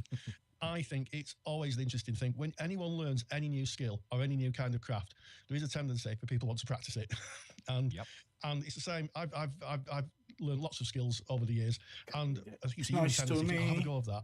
The difficulty with using counselling skills with friends and family is they may not want it. I think that's the problem. I think that's the difficulty. And I'm going to share something from my own experience. I recently started working with a colleague at the college, and he was telling me just something about what happened over the weekend. And I have a kind of habit of sitting and listening respectfully. So I'd sit in the chair and give the person my full contact, and eye contact, and just give them the space to speak. And I do that as a general thing nowadays. And he looked at me and he said, "I didn't realise we're having the full session today, Rory." And there lies the problem. You know, sometimes people just want to talk about things without being particularly understood. They just want to talk about the everyday stuff that's going in their life. And if we're debating this, which I guess this is what this is about, and I encourage you to take this into your group at your learning institution, or speak about it with your peers and debate it amongst yourselves, because it is an interesting topic. So we're debating this.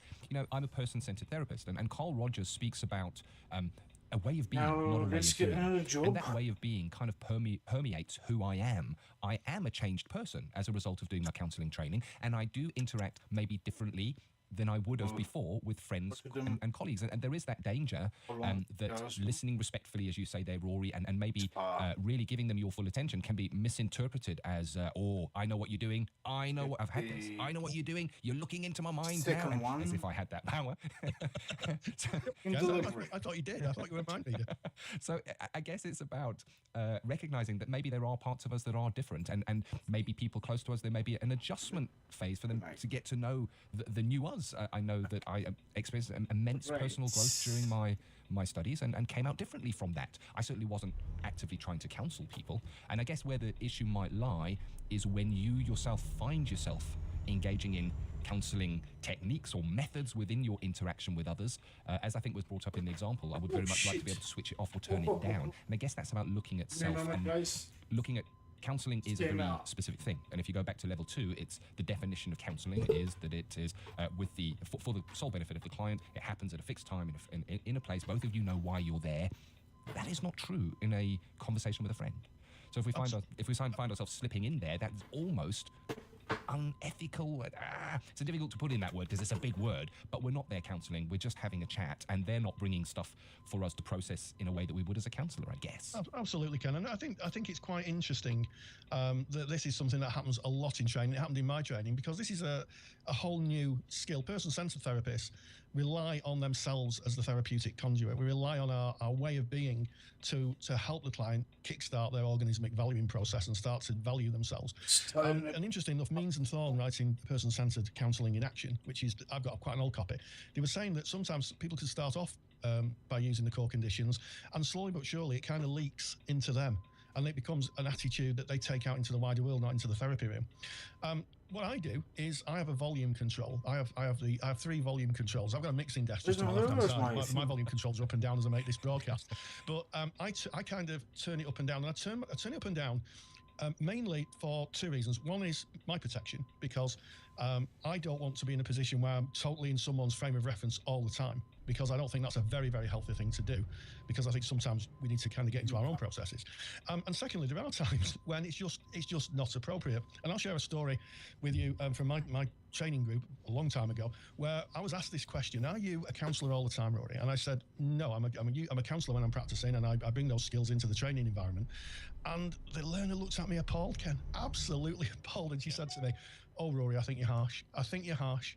And I said, "Why?" She said, "Well, my friend who lives next door to me, she's a counsellor, and if anybody comes to her door, she will take them in and she will listen to them and hear them, and she's a counsellor all the time." And then she paused and looked up to the right, and then she said, "Mind you, she's had about 3 nervous breakdowns." And there lies the danger. You know, you're carrying a lot of stuff.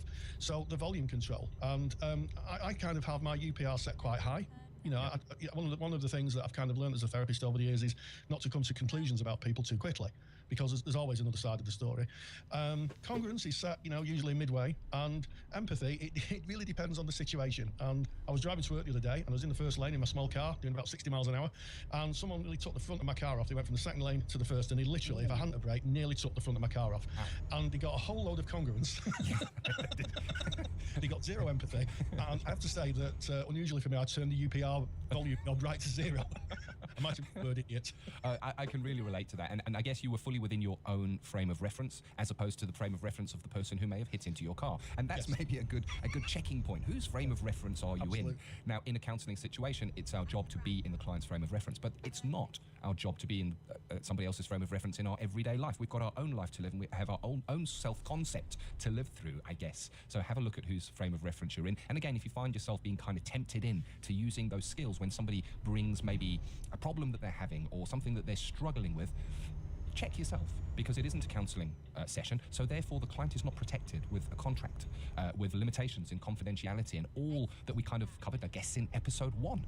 Worth going back and having a look at that, where we spoke about contracting and that being there to protect the client. So it's about checking self and kind of seeing where you're at and being in your frame of reference. Absolutely, and your friends, they just want you as a friend. They don't. If they want a therapist, I would imagine they'll kind of find one. So sometimes friends don't want therapy; they just want someone to sound off to. So I would say to you, Amanda, just take it easy. Think about the volume controls, and one of the things that my training's left me, and the continuing work I do is that my UPR is pretty much set to quite a high level. Yeah. There's always two sides of the story, unless of course you're trying to force me off the road at 60 miles an hour. I love it. And just kind of as we come to the end of this topic, have a think and speak to your peers, have a speak to fellow learners in your learning institution of what you might say if somebody hears that you're doing counselling as a course or that you are a counsellor in placement, if they try to kind of bait you in by bringing their problems, because that can happen. I know that it's I guess if you're speaking to someone and you say, what do you do for a living? And they say, I'm a tax consultant. Well, there's a tendency to want to say, you know what, I got this car. Now, would it be cheaper if I leased it? And to ask them for their professional opinion. Yes. They would probably say, make an appointment, come and see me, and I'll send you an invoice. That's Yes. probably what they might say. Yes. But what might you say if somebody kind of tries to start bringing stuff to you that you feel is inappropriate and is bordering on seeing you as a counsellor as opposed to just a fellow human being or person within a friendship? On a final note on that, I had someone I taught a few years ago, and she was a psychiatric nurse, and then she trained to be a counsellor, and she would tell everybody on holiday, her words not mine, if anybody asked her what she did for a living, she said, I'm a secretary. That's what she'd say. I'm a secretary. So you'll have a think and see what feels right for you. So leaving that behind and leaving with that for you to process and maybe discuss with your peers, we swiftly and move on to, I guess, theory today, where we're going to be looking at transference, counter-transference, really important things. So over to theory with Rory. Counselling Theory with Rory Lees Oakes. Are you a biological time machine? Come with me on a journey of discovery as we investigate the fascinating psychological aspects of transference and counter-transference and how they relate to human interactions. An idea first put forward by Sigmund Freud, who believed that we bring aspects of past relationships into the here and now, a conclusion he came to after observing that his female patients had a tendency to fall in love with him. So first of all, let's define what transference is. Well, to quote Michael G. Connor of ChrislingCounselling.org, during transference, people turn into biological time machines, and nerve is struck when someone says or does something that reminds you of your past. This creates an emotional time warp. It does that Transfers sometimes. your emotional past and your psychological needs into the present. Transference is largely a subconscious process, meaning that sometimes we are not aware of it or how it might impact on new relationships, such as working with a new client, colleague, or as we'll see, a student. Secondly, it is the transferring of a relationship, not the person. Finally, it is at least partly inappropriate to the present, and only an aspect of the relationship, not the entire relationship, is transferred. So what does it look like? Well, many years ago, I was teaching a group of students. At the end of the class, all but one left. She approached me and asked, "Do I irritate you?" I took some time to think before asking, "Who do I remind you of?" She paused and thought for a few seconds before responding, "My father." "Tell me about him," I replied. Close. She looked sad and a little frightened before answering. He was a big man. He had a loud laugh and told rubbish jokes. Now, for the listener who's never met me in the flesh, so to speak, this could be a description of myself, although I have to say, my jokes are really funny. Well, I laugh at them. What else, I asked the student. She hesitated before responding. He belittled me, bullied me, hit me, said I irritated him. We both stood in silence, allowing the power of her words to sink in. The truth is, I was becoming irritated by her. In a few short weeks, she had gone from being a learner who engaged in class to one who avoided my questions with a childish response or just ignored me altogether. For a teacher, this can be extremely frustrating. So if she had not approached me that evening, I would have approached her to ask what was wrong. We both stood in the room looking at each other. I was the first to break the silence. "Grab a chair and sit opposite me," I said. We both sat facing each other. I said to her, "I'm not your father. I may look a bit like him, sound a bit like him, and as far as the jokes, well, the ice was broken. She smiled before breathing a sigh of relief. We both understood that she had transferred and projected some aspects of her past relationship on me, with all the attendant thoughts and feelings. Until I asked her who I reminded her of, this uncomfortable process was largely out of awareness, existing in her subconscious. So what about counter-transference? Well, had I not been aware of the learner's change of behaviour towards me, I may have become visibly irritated and frustrated with her lack of engagement in class, becoming, at least in terms of irritation, the father she feared, counter-transferring my frustration onto her. Unchecked, this game could have gone on forever, or at least until one of us disconnected from the interaction. In the weeks that followed, she engaged with both the class and myself. I was no longer teaching the child who lived in fear of a father, but a grown woman who existed in the here and now. So what are the factors that increase transference? Well, a client who has a vulnerable personality and may rigidly project their expectations on the here and now. For example, of this may be a client who has difficulty accepting you're having a negotiated break for them, say a holiday, or a change in frequency of sessions. It could be a client who has lots of anxiety around his or her physical or psychological safety, someone who is afraid when they're sick or afraid. A client who has reduced opportunities for romantic interest, so that could be a client with Asperger's or maybe a client with learning difficulties. Also, long-term therapeutic engagements can also increase the possibility of client transference. So how do we manage it? Well, when we're managing transference, we recognise the importance of the relationship to the client. And here we're knowing and understanding that for the client, the relationship may be very, very important to them, and they're building an alliance with you, the counsellor. So being reliable, for example, keeping regular appointments, is really important. Maintaining professional boundaries and clear limits in therapy. Reflecting back to them what might be going on, but only when the client can understand and use it. For example, if the client is becoming too attached to you, asking the question, who do I remind you of, may highlight the transference. And also, and most importantly, working with both transference and counter-transference in supervision. So if you feel there's some transference going on or counter-transference, you're reacting to the client in a certain way, take it to supervision. So why do we recognise transference in supervision? Well, it supports you, the counsellor, by helping you understand what's going on in the relationship with your clients, so reducing your anxiety and over-responsibility. It improves ways to manage your client's emotional process by recognising wishes that are not clearly in the client's awareness. For example, a client who may feel romantically attracted to you, and you can also anticipate potential traps and potholes, such as the client being over-complimentary to you, helps avoid you acting out counter-transference and improves boundary maintenance. So it may be a client who is actively asking you out. That could happen. You know, where do you go in the evening? What kind of food do you like? Where do you live? May be innocent questions, but they also may be a sign of transference. Counter-transference is largely feelings evoked in the counsellor by clients transferring. If you don't answer those questions, mate, if you're a counsellor. To the client's expectations of the relationship. For example, a client who says you will never let me down may subconsciously projecting this belief onto you, the counsellor, when in reality they are accessing someone in their past, a parent figure or a past relationship maybe. Counter-transference is easy to identify if your reaction to your client is not congruent with your personality and expectations of your role. For example, feeling very let down if a client misses an appointment, or maybe fantasising about meeting the client in a setting other than counselling. Awareness of the transference, counter-transference relationship allows reflection and thoughtful response rather than an unthinking reaction from you, the counsellor. And finally, let's not forget that transference is a two-way street.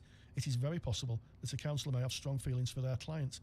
And just to normalise this a bit, Pope and Tabachnik in 1993 found that the vast majority of therapists, around 87%, had been sexually attracted to at least one, if not more, of their clients. This can lead to blurred boundaries and inappropriate self-disclosure on behalf of the therapist. So the next time you have a strong reaction to a person you have just met, ask yourself this question: what aspects of the person's behaviour is linked with a relationship in your past? Or as I asked my supervisee, who is this client to you? I hope you've enjoyed this theory to practice segments. I've included useful internet-based links in the show notes, which can be found at www.counsellingtutor.com. And don't forget, there's 2 L's in counselling. Just listening to you sharing that theory, Rory, on transference, on counter-transference, I'm recognising the importance of that. If I'm to be a reflective, responsible practitioner, transference, counter-transference is not something that is just nice to know. It's almost vital for me in my practice, specifically counter-transference, because it can really hinder the relationship, if not, I guess, dare I say, damage the client's journey. So really important stuff there. I'm very grateful that you shared that with us. Well, thank you, Ken, and I'd agree with you. It's one of those very kind of sometimes undertaught areas in counselling, but so essential, and it comes up more than people think. So, skills with Ken. What have you got for us today, Ken? What are you going to be looking at in the terms of skills? Counselling Skills with Ken Kelly. Today, I'd like to look at the skill of paraphrasing. So, if we look for a definition of paraphrasing, it's basically just repeating back your understanding of the material that has been brought by the client and using your own words to do that. It kind of reflects the essence of what has been said. If we were to look at paraphrasing, I guess we do it ourselves in everyday life. If you look at your studies to become a counsellor, a psychotherapist, you would paraphrase in class. Maybe your lecturer would bring a body of work and you'll sit and make notes, and those notes are going to be the paraphrase. It's going to be what you feel is important. It's almost as if you distill down the body of material that is brought into that is most important. Now that we have kind of an understanding or definition of what paraphrasing is, let's have a look at how that affects the client-counsellor relationship. So what does it do? What's it for? Why do we paraphrase? Well, first of all, the client will feel both heard and understood. The client brings their narrative, they bring their material, they dare to share that with you, and you show that you're listening, and you show that you're listening by kind of giving them a little portion of that back, that you feel is the important part of it. You paraphrase it down, and if that is done accurately and correctly and that matches where the client is going to recognize that. The client is going to feel heard. Finally, somebody is there really listening, really understanding what it is that I am bringing. Now, for me, this keys right into empathy. It really does, because it's about building that empathic relationship with the client. And empathy is not a one-way transaction. First, let's have a look at a definition of empathy. And we're going to look to Carl Rogers for a definition. And he uses to perceive the internal frame of reference of another with accuracy and with the emotional components and meanings which pertain thereunto, as if one was the person, but without ever losing the as-if condition. In other words, we walk in somebody's shoes as if it was our reality, but of course it's not our reality, and that's where the as-if comes in there. Now, here's the thing. Empathy is, as I mentioned, a two-way transaction. Empathic understanding, being 100% in a frame of reference and understanding the true feelings, is not the completion of the transaction. It needs to also be perceived by the client that you understand it. So empathy is only complete when the client feels at some level that they have been understood. There, the empathy circle is complete. So I'll give you an example of that. You may watch a film, and it may well be that within this film there is an emotional part of the film where somebody in the film achieves something that is really spectacular, and you may find yourself moved for this person. You're almost there with them on this journey, and as they're receiving their award or their adulation, and the people are clapping their hands for what it is that they've done, you may even be emotionally moved to tears. So empathically are you connected to the material that you're experiencing. But here's the truth.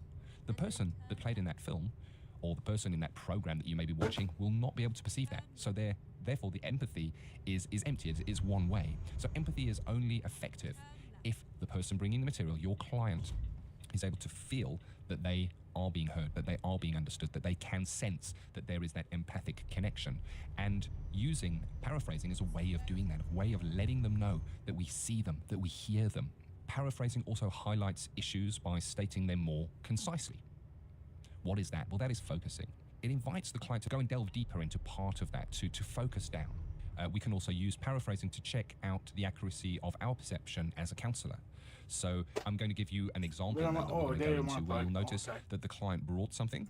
I used a paraphrase to kind of clarify my understanding of what was brought, and I actually asked for clarification to make sure that I was understanding that correctly. And watch how this affects the relationship, how the client takes that. It is a great fit for them, so they feel heard, they feel understood, and watch how the material deepens when this happens. So let's go into that simulated skill session right now.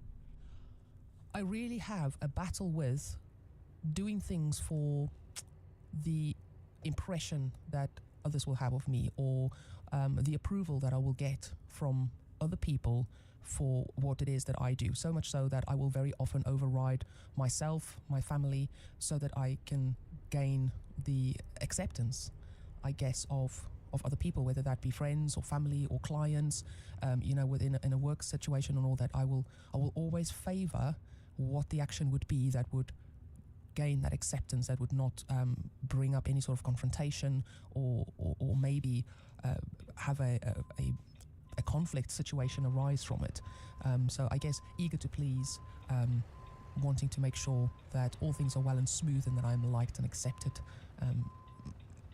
with whatever the transaction or the situation may be. As you're saying that, it kind of really feels like a lot of hard work. A lot of hard work in kind of preempting what it is that they would have expect of you, and then sacrificing, I guess, is a word that came up for me, your own wants, needs, to be able to meet that you perceive is expected of you. Have I understood that correctly? Yeah, the word sacrifice really, really captures the feeling that comes up for me when I sort of reflect and look over that kind of setting, is so often I would sacrifice my own wants and my own desire, or my own, if I just... In the example that we've just listened to, the client really resonated with the word sacrifice. And that was my word. That wasn't the client's word. And it's very important to recognize that paraphrasing is putting your understanding of the essence that the client is bringing into your own words and presenting that to the client. Now, you saw within this transaction, in the simulated skill session, how valuable that word sacrifice was for the client. This client really felt understood. She really resonated with that word. It meant that I got it right. I was really there. That she was bringing was understood. Somebody heard her. And it's interesting to note that throughout the rest of the simulated session, that word of sacrifice becomes almost a theme. And it's interesting that that was my word put in, but it was actually the client's feeling because of a paraphrase. So when we think of paraphrasing, certainly when you read what it is in a textbook, that it's saying back to the client in your very own words what it is that they're bringing, it feels very simplistic. And there's often a tendency to paraphrase the narrative or the story that the client brings, but there's so much more to it than that. There's so much deeper that you can go. And in your skills sessions, in your simulated sessions, maybe in your college or learning institution, or if you are out there now and you are in placement, try to look for the full person within that paraphrasing. Try and look, what is their body language telling you? What are their facial expressions telling you? What is their way of being within that relationship telling you? In the last example, I used the word exhausting. That didn't even feature in what the client was bringing, but it did if you could see the client visually, because the client was presenting as beaten down, weighed down. The shoulders were heavy as she was bringing the material. So I was paraphrasing not only the words of the narrative, but digging deeper, looking for the feelings and paraphrasing the whole presence of that client within that relationship. And of course, this takes practice. So practice it within your simulated skill session. That's what they're there for. Play around with it, and of course, use your mobile phone, your smartphone, to record those and listen to them back. Listen to them with your peers and see how they are. Get feedback on your paraphrasing. Is it accurate? Does it hit the mark? Does it deepen the level with that client? We're going to look at another example of paraphrasing here. And in this one, try and see if you can kind of hear, as Rogers would put it, the music behind the words, where I'm looking deeper than just the words the client is bringing, paraphrasing back their whole being. Out of my own will or my own free choice, I would put that aside and favor what would be the accepted, or in my perception, what I think someone else would rather I do, or the situation would rather play out as. And sometimes it's hard. It leaves me with I don't know. I guess I end up with that situation of I don't know if they actually really realize what it is that I sacrifice, that I give up, so that it can fall into what I think would be favorable or what they would prefer in that situation. Feels confusing to you in that situation of whether they even perceive what it is that you are sacrificing, what you're giving up, that you're giving up. It almost feels like part of yourself to match what you think that they may want or need from you. And I kind of got the feeling as you were saying that you wonder if they even see that. Yeah. As I was sort of verbalizing and talking through that, I actually realized, even within that sacrifice, it's all my perception of what I think they might want me to do. And just saying that actually almost sounds a little bit ridiculous, because how am I to know what it is that they want or need to do? So here I am, disregarding my own desires, for lack of a better word, but my own sort of what I would like to do and my own preferences to do something I assume someone else would want me to do instead. For me, that was really interesting. In this simulated skills session, this client started off in what felt to me like an external locus of evaluation. She was wondering, confused and kind of stumbling over her words, whether they got her. So her perception was, do they get me? Do they know? Do they, external to myself, understand what it is that I'm giving up to meet their perceived expectations? That was followed by a paraphrase, and immediately after the paraphrase, this client had experienced a moment of movement from external to an internal evaluation. This is me, this is my perceptions, this is my responsibility. So she went from being powerless of, I wonder if they get it, and I wonder if they can understand, and it almost felt like they held the key to the change. And separated with one paraphrase, it was, and I think the word she used was, having verbalized this, I now see that. This is my responsibility. It is my perception. In other words, I've got the power and I have the ability to change this. Paraphrasing is so much more than just repeating the client's words back to them using your own words. There's real power in the paraphrase. Practice the paraphrase in your own simulated skills. Record them. Speak to your peers about your paraphrasing. Evaluate one another's paraphrasing. Look and see if you're getting empathic connection within your paraphrasing. See and search out those moments of movement within the paraphrase. What does it do for the client?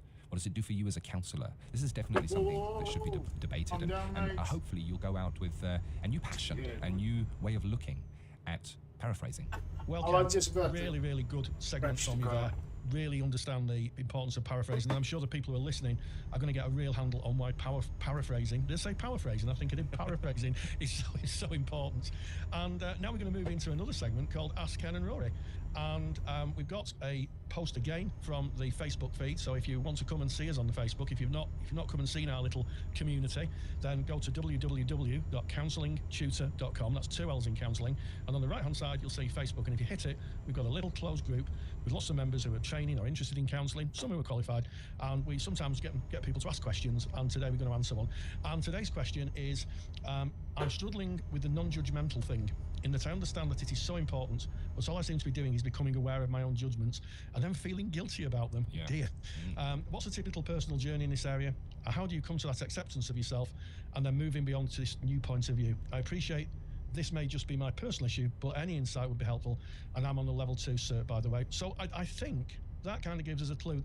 The person who wrote this is quite clearly on the beginning of their learning journey, Ken. Yeah, and it's a big thank you to Karen for that question. And if you have a question, just pop it in the Facebook group and we'll pick it up in Ask Rory and Ken. So I guess the first thing here is this is not the first time I'm hearing this, and I'm sure it's not the first time you're hearing it, Rory. Absolutely not. We're looking at that. What we're told, at least in the person-centered approach to counselling, is that unconditional positive regard is necessary.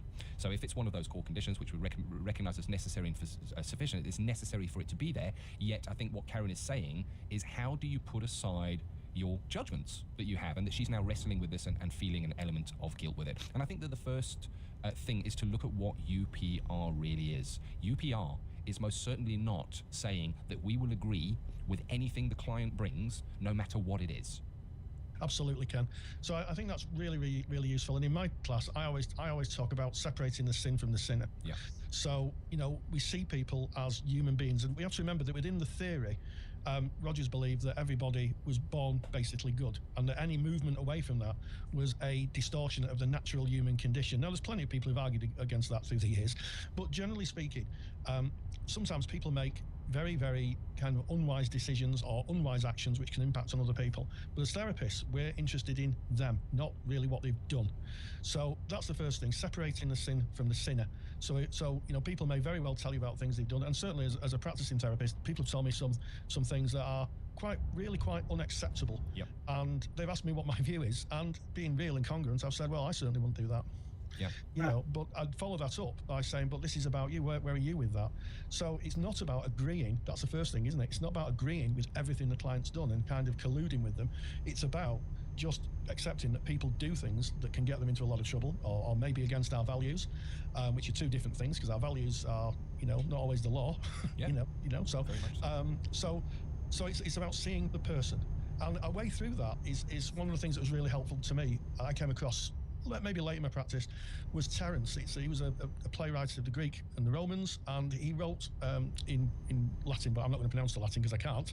I am human, nothing human is alien to me. And what I carry around with me is the fact that the person sat in front of me is a human, no different to me. And the only thing that makes their situation different maybe is the choices they've made. And some of those choices may not be great choices, but underneath it, they're still human. And that's been a great help to me through the years, Ken.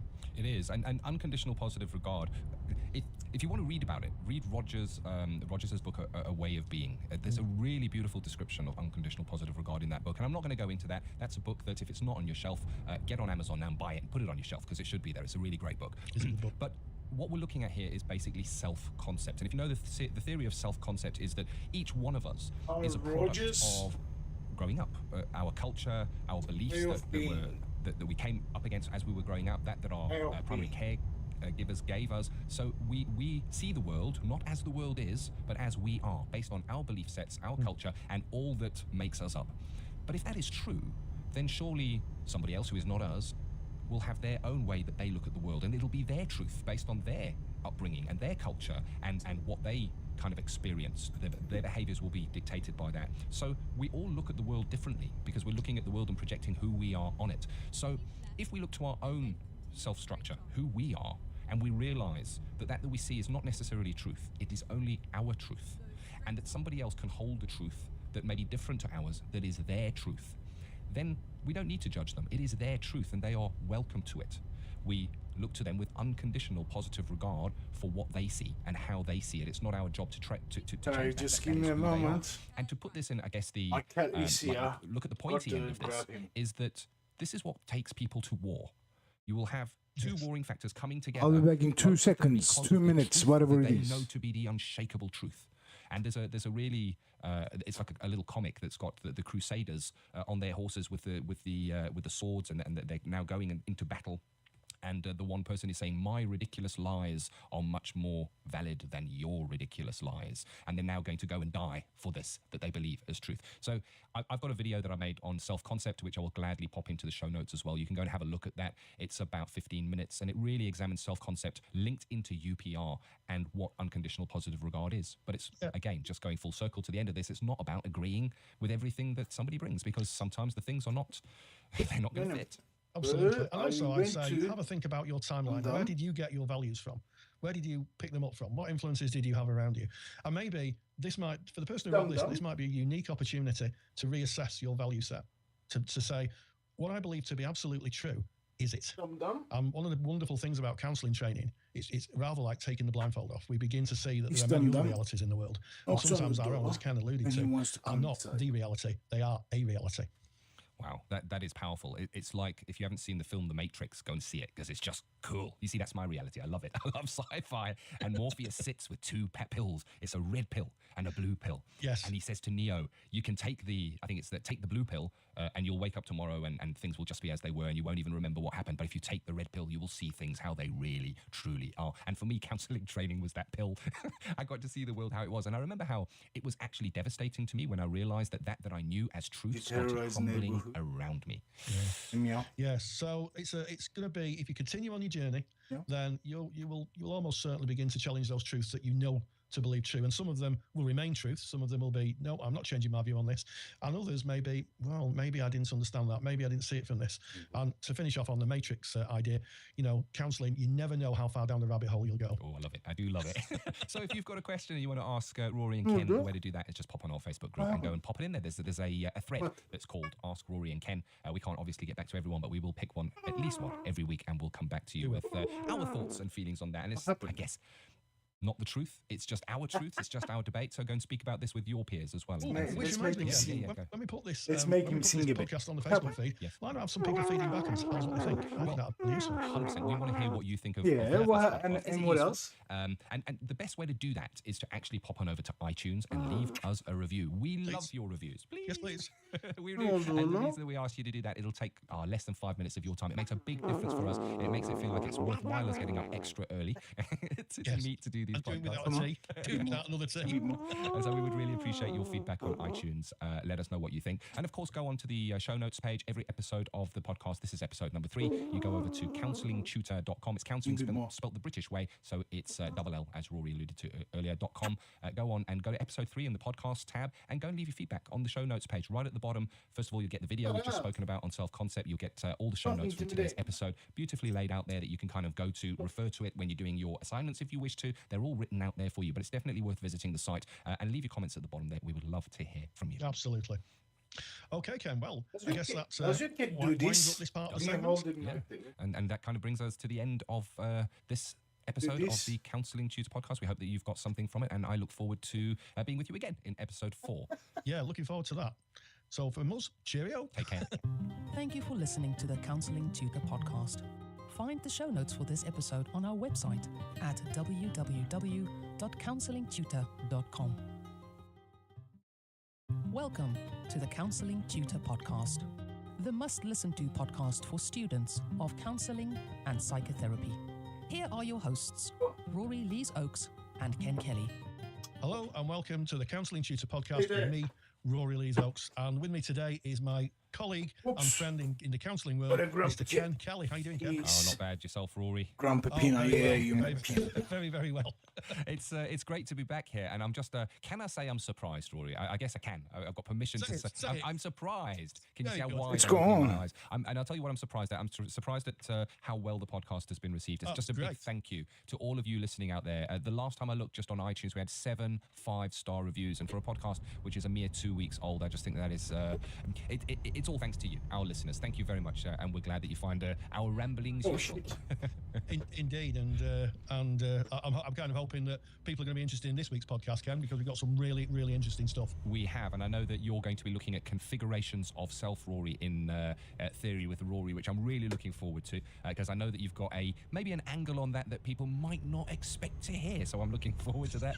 In skills today, I'm going to be looking at the top and tail of the skills, where we kind of have to put in that contracting before we go into our actual skills sessions. And I know in many learning institutions, you're evaluated on how you do that. So we'll be having a look at maybe some tips and ways that you can implement that into your skills session. And we're going to be kicking off today with something Not much that's very dear left my to heart, our and 10th that is, delivery.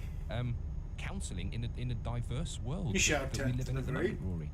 Absolutely, and it's been a bit of a hot topic on our Facebook feed. So if you want to join our Facebook community, if you're just listening to the podcast for the first time, if you go to www.counsellingtutor.com, remember there's one L in counselling, it's the English spelling, not the American. And if you go to the top right hand corner, there's a tab that says Facebook on the website. Click that and you'll sign in, and then if you just ask to be added to the group, it's a closed group, but ask to be added, we'll let you in, and you can see and meet up with a whole host of people who are qualified. There's some tutors in there, lots of students on their learning journey. And one of the things that came up in a feed, which was kind of quite hotly debated, which is always a good thing, was equality and diversity, and who would we want to work with and who wouldn't we want to work with. And I thought I'd just kind of kick off, Ken, with just giving an overview of what the law is, certainly in the UK. Yeah, and of course when we're speaking about this, the way the world is now, and if you're in practice as a counsellor, it is likely that you're going to be working with a range of different people. So we're kind of looking at gender, sex, sexuality, ability, disability. I hate that word, disability. It's a word that is used in the UK. It's kind of So the use government's word, impairment I don't like then, it. I not think it's disability, disempowering, mate. just that word. But that's my own stuff. Class, age, religious beliefs, whether you're married, civil partnership, there's just so much that is encompassed. And are you going to share with us a little bit about what the legislation here in the UK says? Absolutely, Ken, and you're absolutely right. Some of the wording is very difficult, but there are actually 9 protected characteristics. Up until 2010, there were different forms of laws, and in 2010 they were brought together under one umbrella act called the Equalities Act, and there are protected characteristics. The first is age. Yep. You can't kind of be prejudiced against anybody because of age. Disability, and there's that word again, Ken, that comes up. Gender reassignment, so for those people who are transitioning, maybe they're transitioning from male to female or female to male. Yep. Marriage and civil partnership, pregnancy and maternity. Yep. Race, yeah, another word that really doesn't have a particular meaning. It was an invented word to categorise people, but they use it in here, race. And when I say not having a meaning, it's meaningful for a lot of people, but as actually a legal term, it's quite a difficult one. Religion and belief, sex, which is gender, sex, man or a woman, and sexual orientation. So if you're heterosexual or if you're gay or bisexual, again, the Equality Act covers that. And as therapists, we have to be aware of our own limitations. And I guess, Ken, we have to be aware of our own prejudices. And that's the key here. It's about looking who you really are. Part of becoming a reflective practitioner, becoming a counsellor, a therapist, is examining yourself and knowing who you are. And it's maybe that you will find parts of self that need to be questioned and need to be looked at. And I know certainly that was part of my journey, and I'll share. When I was born in the UK, when I was 7 years old, my parents immigrated to South Africa. And this was during the apartheid years when we immigrated. So I was a very young boy. And I went from a class at school, which was a mixed colour class here in the UK, to South Africa, where I was in a whites-only class. Only white children. There were signs in parks that said, only white people may use this park, only white people may sit on this bench. And as a child of 6 years old, I don't think I was in a position to question that. It just was. And it was only when I got into my teens, when I guess my political awareness started kicking in, that I started looking around and going, hold on a second, what's actually happening? And it was at the time that South Africa was going through its own transition and its own changes. But I needed to really have a look at what that was for me, what those deep roots were, when looking to go and share journeys with people, to see what my own prejudices were, and to recognize them and question them. Yeah, absolutely, Ken. And you're not on your own. At 57 years old, I grew up with a map of the world on my wall as a child, with the sun never shines on the British Empire. Yep. Sun never sets on the British Empire. And I had this map of the world, and all the red areas were the British Empire. And my father, who was a very decent man, would point out that that's when we kind of ruled the world. And I grew up as a working class lad with the chance of 2 World Wars and 1 World Cup. Not a very respectful, not a very respectful turn of phrase to our European and certainly our German friends. But that was the culture, and I agree with you totally, Ken. It was an absolute eye-opener going through training and being confronted and saying, well, actually, what are your real thoughts and feelings about this? And the wonderful thing about training is it should be a space where people can actually explore that. I as a trainer myself, I don't, or hope I don't, audit people and say you shouldn't be saying that. I'm really interested in where their views are coming from, and it's amazing how much of it is generated by the media, how much of it is generated by very negative media stereotypes. And once we've got past that, and I say, well, how many people do you know who are, and then put the underline in? People go, well, I don't. And they say, well, that's the thing. You can look at the media and let the media tell you what to think, or to use a counselling term, you can use your own internal locus of evaluation and trust, as Roger said, in your experience. Oh, for sure. And it's tricky because there's also the tendency to politely tiptoe around equality and diversity, or almost fearful to tread because you don't want to say the wrong thing. And it's about being comfortable and having a good understanding, and also checking your own frame of reference. And I'll give you an example from my early placement days. I remember working with a client, and this is certainly not breaking confidentiality because it's a very vague story, but working with a client who was an Indian lady, and she shared that she was unhappy in her marriage, but she also shared that she was in an arranged marriage. And from my reference point, from who I was and what I understood from coming from a completely different culture, there was a part of me that was in my frame of reference feeling, I guess, sorry for her that she was in an arranged marriage, and she'd been put into an arranged marriage that was now an unhappy marriage for her. It turns out, when I listened to the client, that she was quite happy with the arranged marriage. That wasn't the issue at all. She was as happy as anything. That was exactly what she wanted, and it was what she wanted for her children as well. It just turned out to be a bad marriage. as many marriages turned out to be bad, it wasn't a bad marriage because it was an arranged marriage. And I fell into the trap of I guess, being in my frame of reference and thinking, because it is an arranged marriage, and going. So it's about being open to look at self and be led by your clients, taught by your clients, and I'm very grateful to that client for teaching me that. Yes, absolutely, Ken. And it really is about, having an understanding. And one of the things that comes up year after year after year when we do this module is learners say to me, Rory, do I have to know about every single culture in the world? There must be millions of them. How do I do that? Well, the answer is you don't. The answer is you need to know about the clients who sat in front of you, and you can do some research and kind of get some sense of difference. So maybe if I had a client who was, and I'm picking a stereotypical client out of the air, gay, if I didn't know anything about the kind of history of sexuality in this country, I might very well fall into a few into some traps.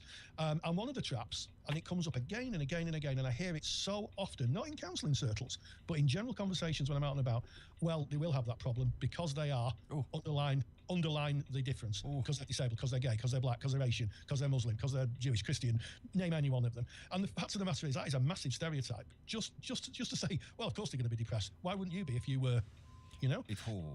Sorry, this is it is a hot topic, and as we're debating this, I can definitely feel a movement of my emotions as you're saying the inverted commas, those people, where a person with all the wonderful individualism that person has is characterized as being as a part of your biases and individuals. When we look to the Equality Act here in the UK, it speaks about discrimination and harassment, and that's what the law is there for, and that's exactly what it is. It is discrimination, as seeing as people as different from, lower than, not the same as, and it is harassment. It is.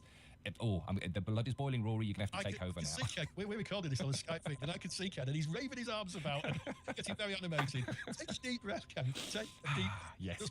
Yeah, and the other thing is that when I was a support worker, and not as a counsellor, when I worked as a support worker, I would hear colleagues occasionally say, "I've got this client who is ... yeah," and yay, so 10 deliveries done. Like the client speaks for every single person. So you're also done. And, if you've got a client there coming about, say for instance, I was sat in front of a Martian, Ken, and I was talking about my drawings, and I said to the Martian, now, so 10 deliveries done, and we're also done for today. And we're gonna go on tomorrow to finish our 3 more deliveries to get our toy. So, for the ones who doesn't know, the rewards are personal. Players that complete 13 or more deliveries of Halloween treats cargo will gain a unique World of Trucks achievement as well as Spooky Boo in Ghost Cabin item as a Steam inventory item for Euro Truck Simulator 2 and American Truck Simulator. Community, when the community goal of achieving 1.3 million deliveries of Halloween treats cargo from any city is met, and if the player has also achieved their personal goal, then they will receive a Grumpy Ghost Hanging Toy as a Steam inventory item for their cabin. Lovely. So how many left? This. Where can I see it? Anyhow, I'll see you later on. I'll see you guys later on. Now, thanks for watching. I hope you enjoyed everything. Our journey and our podcasts. So I'm just gonna put a link down below if you want to follow them up, and if you want to listen to them later on. And I'll see you tomorrow. Till then, take care of yourself. Now, get the fuck out of here.